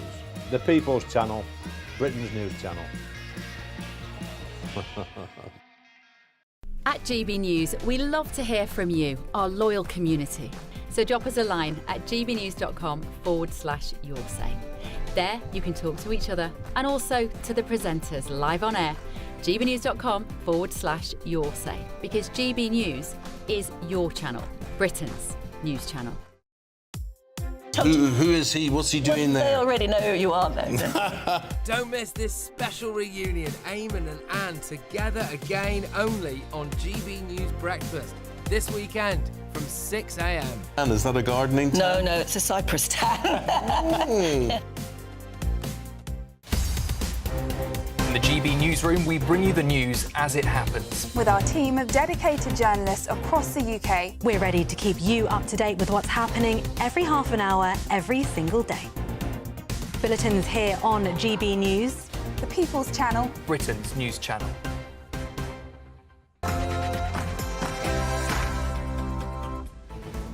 Good afternoon, Britain. It is 12 o'clock on Tuesday, the 8th of July. I'm Tom Harwood. And I'm Emily Carver. Now we're taking you live to Windsor, where the King, of course, is preparing to welcome the President of France, Emmanuel Macron, on his first ever state visit to the United Kingdom. Yes, Macron became the President of France in 2017. He's visited on less elaborate occasions, but this, the first official state visit of this President of France to the United Kingdom. Yes, and apparently he is the first EU leader as well to visit in a state visit to Britain since Brexit. Which is a significant moment, of course. This government is trying to present a united front with many European countries, saying that our relationship with France has never been closer. Because there's politics behind the pageantry. What we're seeing here is, of course, the